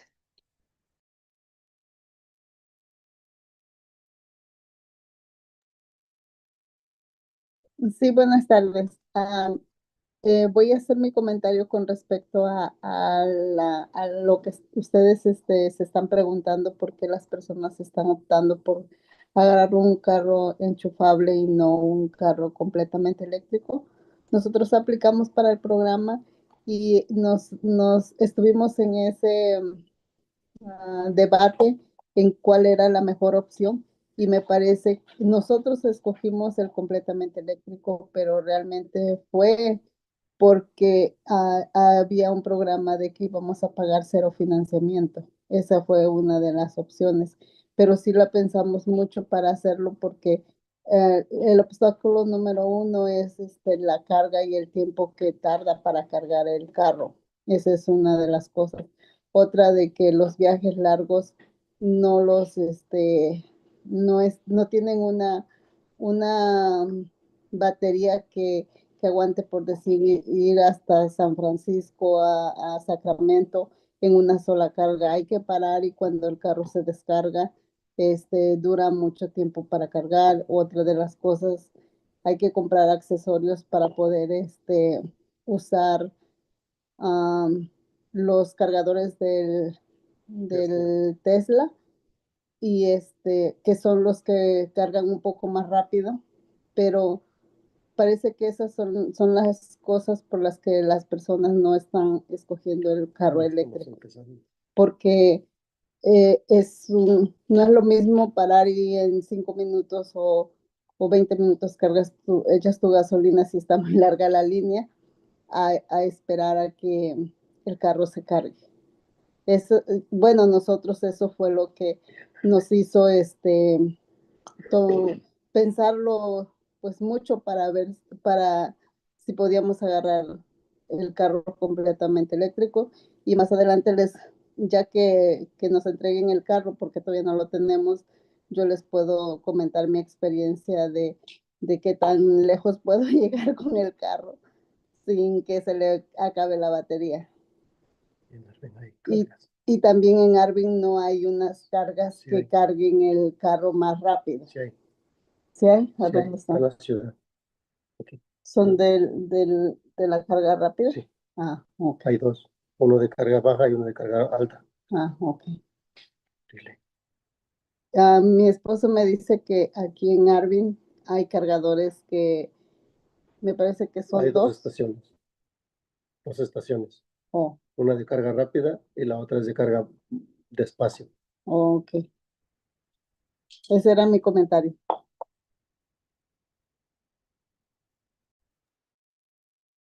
Thank you. This is Liz. Just really appreciate you sharing your experience. I think it's definitely important for us to hear how this program is actually going for all of you folks in the community. So thank you for sharing that. And Christine, I see your hand up. Yeah, I was having technical difficulties earlier. So I just wanted to let everybody know that we do have a dual fast charger station in the Arvin Park and Ride that will fully charge an electric vehicle in about 30 minutes. And that's going at 150 kilowatts, and we can charge up to 2 cars at one time there. We also have level 2s that are doing about 25 miles per hour to 30 miles per hour for charge at the Arvin Park and Ride. And we do have 10 level 2 about the same rate of charging that are right behind Veterans Hall that are for public. So we do have the infrastructure here. And then I was just wondering whether, my opinion doesn't mean anything in this group in terms of, having a vote, but I was wondering how the CSC would feel about maybe raising up the income limits a little bit, because I know there's lots of folks in our community who are like making just a little bit more than the income limit here. And I'd like to see as many people in Arvin and Lamont be able to access this program. So like, even if we raise the income limit another $10,000, we would really get a lot more people into the plug-in and electric car. So I just wanted to put that out there and just ask the CSC what they think about that, or whether that is possible, because we've had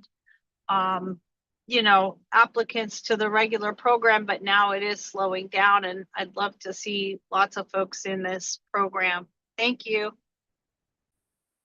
This is Stephanie.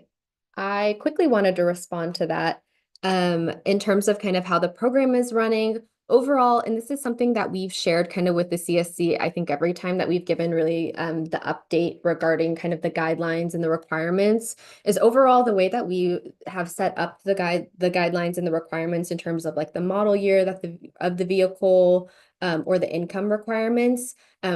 Really what we're looking to do with those guidelines is target community like residents in the community that are most in need of the program. And then also target the vehicles that are kind of the dirtiest in the community. And overall, what we've kind of shared with community members is if we're seeing challenges with people meeting those requirements, like we're not getting any applicants, then definitely we are open to kind of revisiting those guidelines.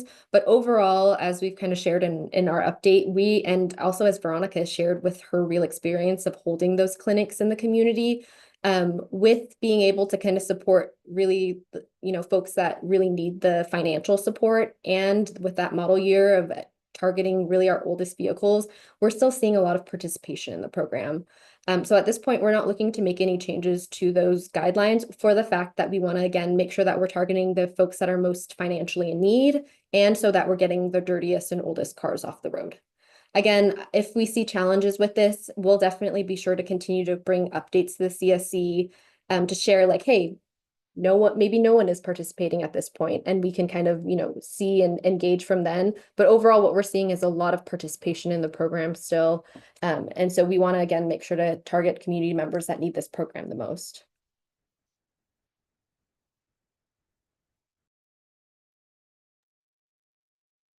Thank you. This is Liz. Just want to invite folks to start thinking about whether you feel you have enough information at this point to make a decision, or if there are any remaining questions or concerns that you might have. I see one more hand up from Joanna, so we will take that, and then if maybe one or two other questions or comments after that before we see if we can come to consensus. And so, Joanna, please go ahead. Buenas tardes. Yo nada más les quería compartir, yo sí ya tengo medio año con uno eléctrico y les voy a decir la verdad, para una gente de low income de aquí de Arvin, no es una buena decisión, en mi personal opinión, porque no tenemos el dinero para poner un cargador en la casa que cargue rápido. Y tenemos muy pocos en Arvin, siempre están ocupados, y también me pasó un problema como en mi teléfono me dice, alguien estaba cargando con mi tarjeta y se me hizo un problemón, tuve que llamar a la compañía y todo, ¿verdad? Aparte de eso. Y luego, una vez se fue, dije yo, oh, mañana voy temprano y cargo mi carro. Y ese día se fue la luz en Arvin por mediodía y no pude ir a trabajar porque no pude cargar mi carro. Para cargarlo en la casa se lleva like, casi un día. Y la verdad, yo personalmente sí tengo mala experiencia, pero porque uno no tiene el dinero para tener un cargador rápido y tienes que tardan en cargar, y para esperar el turno del cargador rápido es otro. I mean, una vez, no sé si ahí conocen por el 58, me llevé mediodía porque tuve que esperar a que cargaran, y mediodía fue lo que esperé para yo poder cargar. La verdad, a una persona como uno, no creo que sea buena idea, pero lo tienen que experimentar. Yo al principio estaba bien emocionada y todo, y luego la carga, dije, me voy a ahorrar en gas, y no es exactamente lo mismo el costo del gas y la electricidad. Y si tienes tiempo, si no trabajas, pues entonces, pues por hacerlo por el aire, ¿verdad? Pero si no es una persona que tenga tiempo y que trabaja, se la va a ver duras, la verdad. Y siendo de low income, que no vas a tener el recurso de poner tu cargador en tu casa que cargue rápido, va a estar bien difícil, la verdad. Yo se los digo por mi experiencia. Ya se lo había comentado a Amy, y a otra persona, no me acuerdo. Y la otra persona quedó de hablar para ver si conseguía como un tipo de recurso o algo, un tipo de estipendio para un cargador así, porque en Arvin, en verdad, para que una persona ponga un cargador de esos va a estar duro. Tendríamos que ahorrar unos 2, 3 años. Ya. Bueno, nada más esa es mi opinión, ¿verdad? Para que tengan en cuenta a las personas que van a agarrar totalmente eléctrico, ah, sí la deben de pensar 2 veces. Un híbrido no. Mi hermana agarró un híbrido y está feliz y muy bien, le economiza tremendamente, pero un eléctrico, está duro. Esa es mi opinión. Pero pues cada quien, ¿verdad? Tienen que revisarlo bien aquí en Arvin, porque yo vivo en Arvin y todas las personas de Arvin somos low income, por eso estamos en este pueblito. Ya. Bueno, gracias.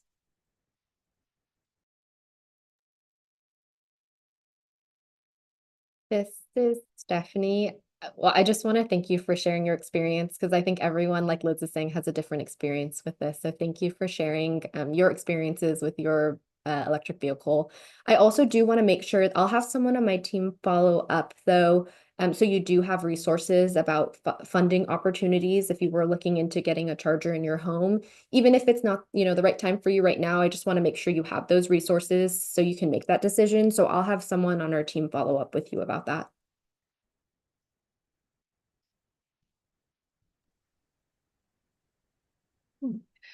This is Liz. Thank you, Joanna and Stephanie. It's definitely important, as mentioned earlier, to hear your experiences. It's not just an opinion. It's definitely valuable in this group. So thank you, Joanna, for sharing how that is going for you. And I think we have time, maybe if there's one last question before we officially ask if there are any objections. It sounds like there are some differences in people's experiences and opinions about the program. And as mentioned earlier, if just one CSC member tonight does oppose this decision, then that means we will not move forward with transferring the funds today, but we can come back at a future meeting to talk about other ways that we can move these funds, or we can officially come to a vote, and then the majority would make the decision in that case. And so that's a little bit again about the process, and I'm just pausing to see if there's anything else. I see one comment in the chat from Jose. If you raise the limit, more people would participate. And so I think that's in response to an earlier point about potentially raising the income level. Okay, so I am not seeing any hands raised, and I don't see anything in the comments. So at this time, I will officially ask all CSC members if anybody objects to this decision tonight to move forward with shifting those funds. And so please raise your hand or put in the comments if you right now feel like you would say no, you are not ready to move forward with shifting those funds. And so I will pause for a moment and give folks time to think, maybe write up your comment in the chat or raise your hand. And if I don't see anything coming in, then that would mean that we do reach consensus tonight and that we do move forward with shifting those funds.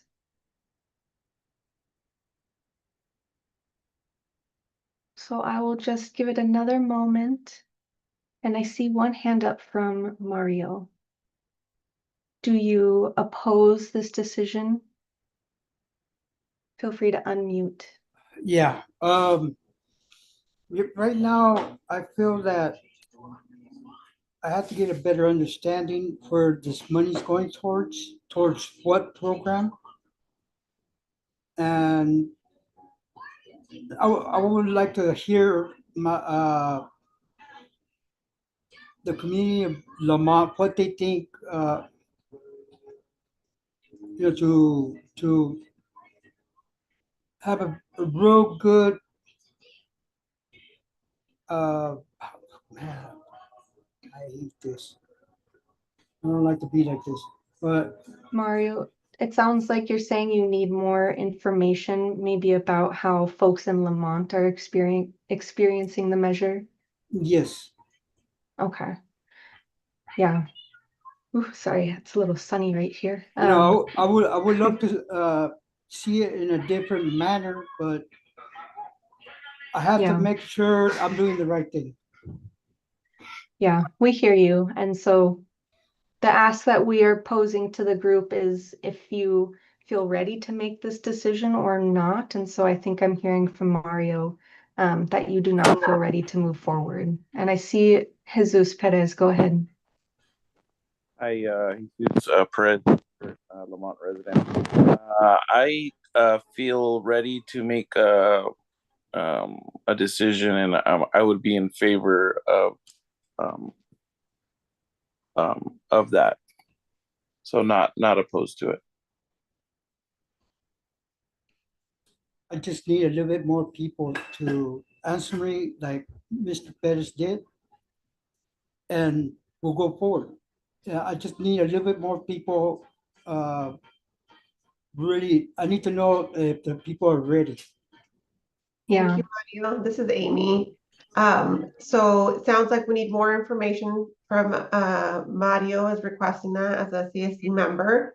Also seeing Jose in the chat saying that we're not ready as CSC members at this time. Also seeing that from Lorena as a CSC member, thinking that we need to wait some more time. And so given that this is more than, well, it's 3 people saying they need more time. At this time, we're gonna move this to our next agenda item so that we can actually come to an official vote at the next meeting. So we will, Jose? Or Jesus, I'm sorry.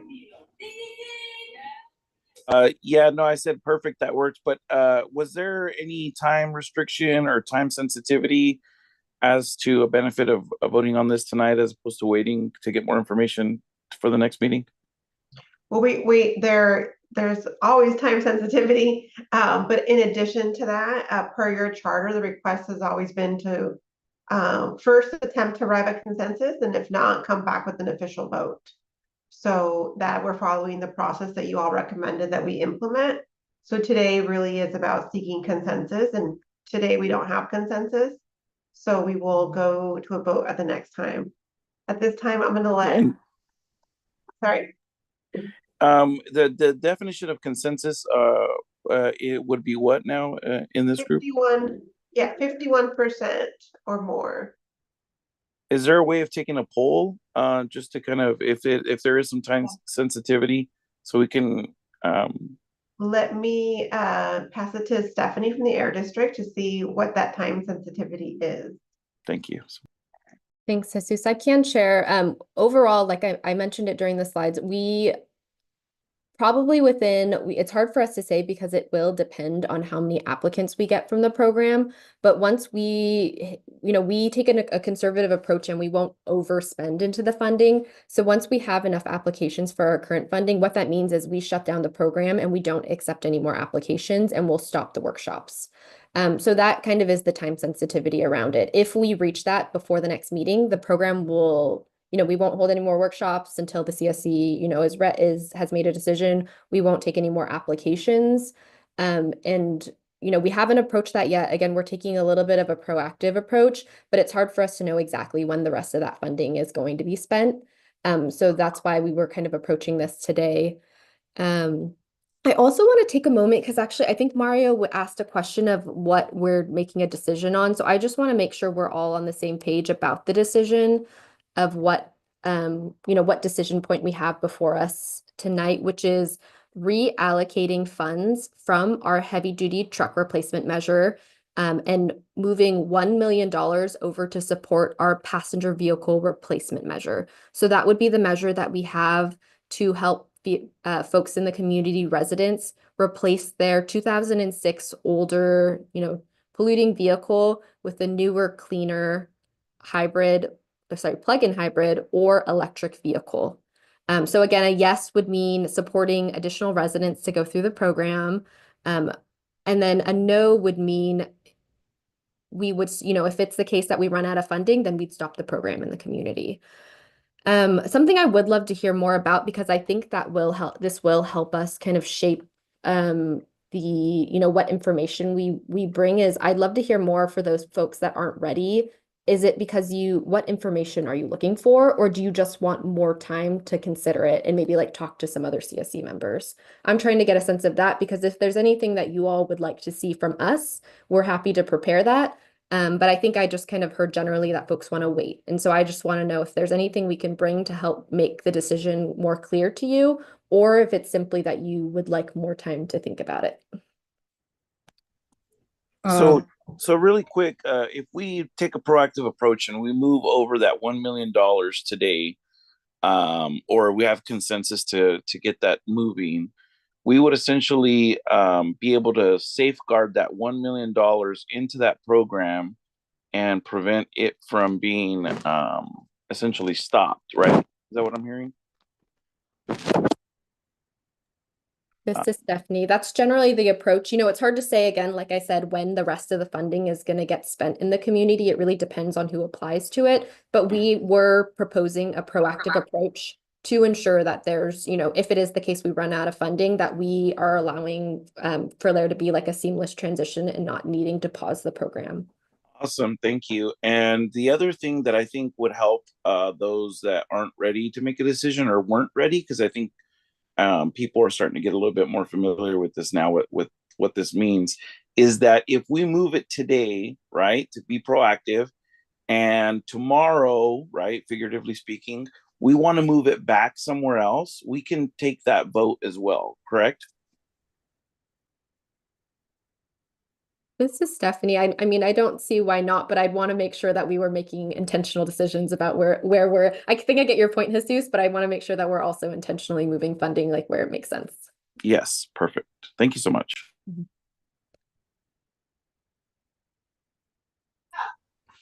I was asked, the only reason why I was not ready was because I didn't get too much information on what this money was going to go to. I just want to make sure my community have the best of everything. And that's the only reason why, I didn't really, I'm doing my own investigation that I could go forward. That's all. I didn't want to, stop nothing. I just wanted to go forward. No. I'm sorry, Stephanie, if, on that part. It's good for us to all feel comfortable with the decision we're going to make. Yeah. No need to apologize, Mario. We are here to hear how all of this is landing for you all, and really this is your decision. I do see a few more hands, and I see just in the comment, some folks are in favor of supporting the measure and others are in favor of voting. So definitely seems like we are not reaching consensus tonight, but would love to hear more from folks about exactly what questions you need answered before we can make this decision. And so I see a hand from Elvia, Juliet, Sabrina, Jesse, I think the Garcia family. Go ahead.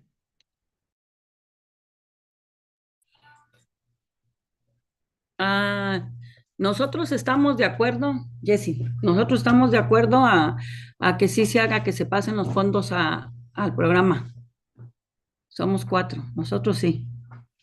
Porque a nosotros pues cambiamos nuestro carro y como dijo mi hermana, nos ha ido muy bien con el carro. Y para que a otras familias les vaya bien también.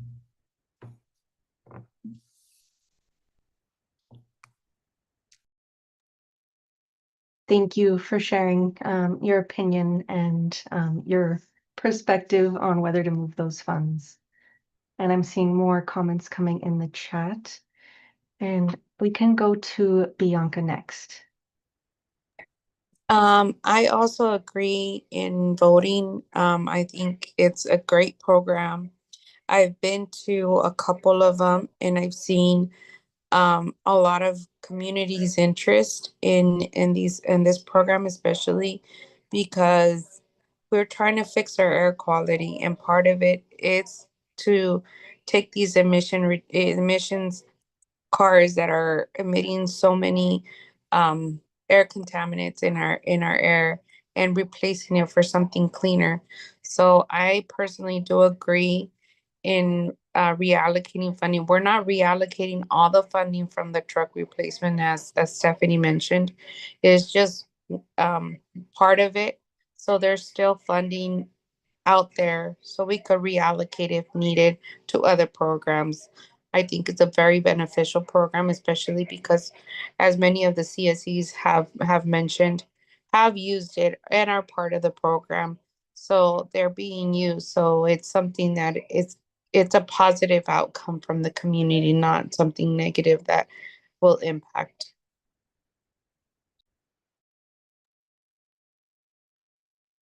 Thank you, Bianca. I'm definitely hearing that there's a diversity of opinions, and I'm hearing actually more support of moving the funds. Given the process that is in your charter and given the time that we are at 7 p.m., and I do see more hands up, and we really would love to hear from you all, but do want to be respectful of everyone's time.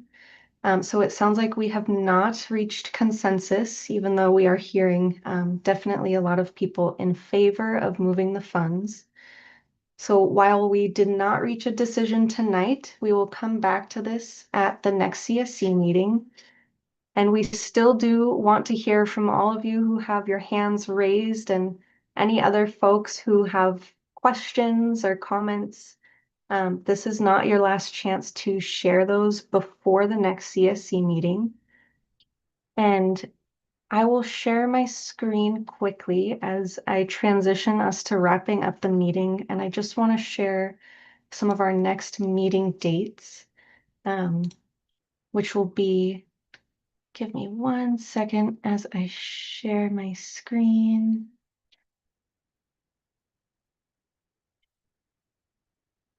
Okay. So the best time I would say for you to all share your comments and questions and anything that has come up would be at the agenda setting meeting. That will be June 5th at 4 p.m. on Zoom. And we always use that time to hear from you about what topics you would like to prioritize. And it really does help the Air District prepare an agenda and presentations that are effectively answering your questions. And so really do encourage you all to come to that meeting and share any additional questions or thoughts that you have. If you are not able to make that meeting, we do encourage you to share via email or to call members of the Air District to share whatever has come up for you tonight, so that when we do come to an official vote, that folks feel ready to make this decision. And so just want to thank you all again. Let's see. Yes, just want to thank you all again for being very engaged in this process. It's really great to hear that you all are actually, participating in these measures and coming to these meetings and sharing your experience of how it's going for you. And I know we didn't get to our standing updates and we did not read the action items. So we can hold those and send them via email at the end of after tonight's meeting. And so you will definitely get those. Hi, Liz. This is Laura. Can you all hear me? Yes. Yes. There is some shifting in the chat. Wondering if we just want to take that pulse there and see if we want to reach consensus on this end, because yeah, there's been some shift. I know at the beginning there were some hesitations, but seeing the additional context that the Air District provided, maybe we can do a quick temperature check before holding off to next meeting to take a formal vote. Yeah. We can, well, thank you all for staying a little after the meeting. We can quickly see if folks would like to reach consensus, since we have had some shifting of opinions. And so I will ask the group one last time. Does anybody object to moving forward with this funding reallocation tonight? So we would be taking $1 million from the heavy duty trucks measure and putting that into the passenger vehicle replacement measure. And I see a couple hands up. Jesus, I'm going to ask us to hold because we haven't heard yet from Francisco. So Francisco, please go ahead. Sí, buenas noches. Yo estoy muy de acuerdo que se muevan los fondos. Si los fondos le sirven a la comunidad, es mejor que se muevan para que la comunidad los aproveche. Yo no tengo un carro viejo así para cambiarlo, pero estoy de acuerdo a que la comunidad aproveche ese dinero, porque ¿para qué no tienen sentado ese dinero nomás ahí si no está aprovechándolo la comunidad? Gracias.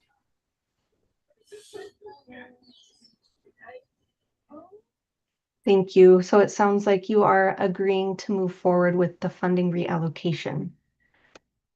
And Mario, go ahead. I feel that, yeah, let's go forward, because it sounds like people know that's what they want, and I'm 100% with that. Let's just go forward. You got the voters, yes, yeah, to move the money. Okay. So it sounds like, Mario, you had initially opposed the reallocation, but you are now in favor of it. And I'm not hearing any other objections. I do just want to look in the chat quickly to see if anything has come in. And I will give it one more moment in case anybody does object. I don't want to rush folks. Okay. So I don't think anybody objects at this point. So I think that we have officially reached consensus and that the Air District will move forward with shifting those funds to the passenger vehicle replacement measure. And just want to thank you all again for engaging in this process and staying on a little later. We do recognize that these are time-sensitive measures, and you all want to make sure that the community is taking advantage of everything they can as soon as possible. And so thank you all for helping us reach this consensus. And I do see a hand from Michelle. I will call on you, but please do keep it brief as we wrap up. Yes, no problem. I just wanted to point to the chat and just to tell everybody verbally that e-bike event is happening tomorrow. So if you're trying to apply for one of those e-bikes, you'll need to be online and ready to apply prior to 6 p.m. Last time they told us there was a 1 hour window. I think this time there's a little more flexibility in that, but just be sure you're there and you're ready before 6 p.m. So that's it. Good luck. Yay. This is Liz. Thank you so much, Michelle, for sharing that in the chat. And at this time, we are going to wrap up the meeting. And just as a reminder, the action items and the updates will be sent via email. And I am happy to invite, I see Bianca, your hand is raised. So please go ahead and share any closing remarks or just any final thoughts that you have tonight.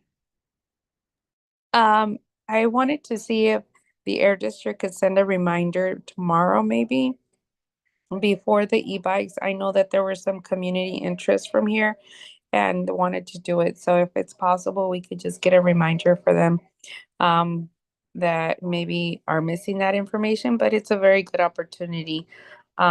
It's really good. Whoever would like to apply, please do so. It does help our community. I know we're going to be heads on with a lot of the California residents, but I think it would benefit the community, especially through the AB 617 process. So if it's possible, please can we get a reminder? Thank you. And as a closeout, I do want to thank everybody for reaching consensus. I think it's something so beneficial having having electrifying or hybrid vehicles. I've seen it firsthand myself, as in family members have applied in the program, and the transition from something very polluter to something that is going to benefit our community is really tremendously good. It does help our community, especially to reduce emissions. If we're not reducing emissions via trucks, we're reducing emissions via cars. So one way or another, there's some emissions reduction that are doing, and cleaning our air is our priority. So I do want to give kudos to the Air District to provide all the information that we need, especially the monitoring, because there's a big difference between the PM and the ozone. So at least we get to know that each thing does take a part in polluting our air and ways we could help out. So this is one of the part of the ways we were able to help and support the communities. Thank you. This is Liz. Thank you so much, Bianca. And yes, the Air District, I saw a thumbs up. We'll send out that reminder. And I think you summed it up perfectly with your closing remarks. So thank you, Bianca. And just to officially wrap us up, I will invite Stephanie to share closing remarks.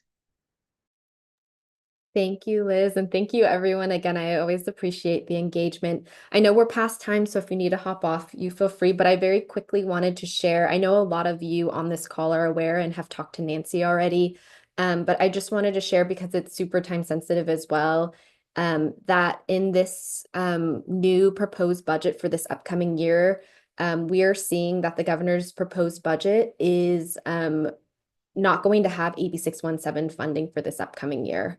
While that it doesn't impact the work that we're doing here in Arvin, Lamont, but the work that we're doing here in Arvin, Lamont, excuse me, we do envision being able to continue this work that we've been doing with you and that you all have benefited from kind of in, other communities throughout the whole valley. And so we are working with all the CSCs across all of our AB 617 communities to highlight the importance and advocate for continued funding. So I know Nancy's reached out to a lot of people to get folks to sign on to a letter. If you haven't already and you would like to support this letter, drop it in the chat or feel free to give Nancy a call. It's pretty time sensitive because things are happening kind of now. So we are looking to wrap up this letter by tomorrow. So if you're interested, please reach out to either me or Nancy or drop it in the chat. But I know that she's already chatted with a lot of you and that a lot of you are already supportive of that. But I just wanted to make sure that I didn't miss anyone since we have a meeting. Thank you all so much for tonight. I appreciate everyone, and I loved hearing from so many of you. Thank you so much, Stephanie. And I see Nancy put her phone number in the chat, and really do encourage you all to reach out and definitely show your support in the way that Stephanie recommended.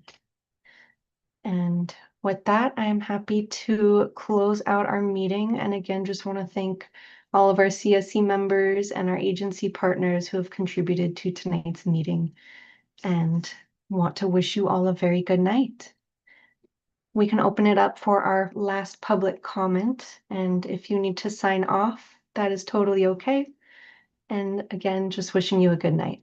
Buenas noches. Good night. Buenas noches. Buenas noches a todos. Gracias.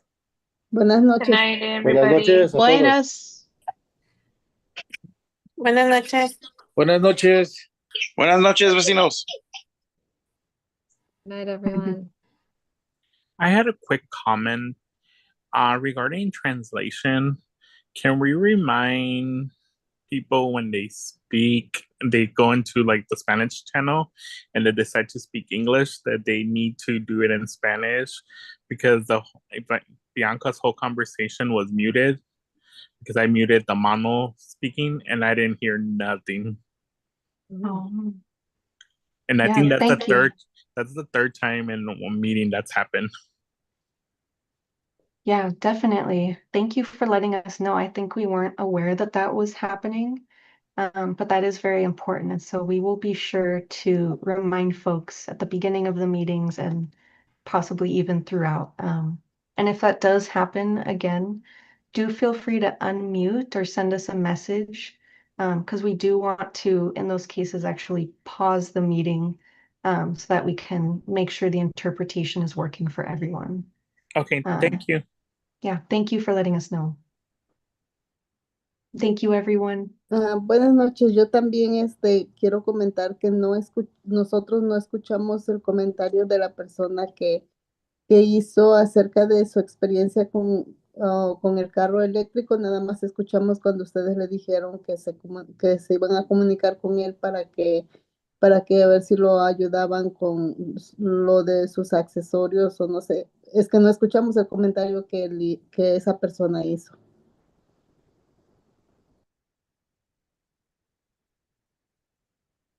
Yeah. Thank you for sharing, Gabriela. We're sorry that you weren't able to hear that, and we definitely will fix that in the future. Thank you for letting us know. Anything else coming up for folks? Okay. Good night, everybody, and thank you again. And we will definitely fix those interpretation challenges. Good night. Good night. Thank you. Thank you, Okay, Tanya.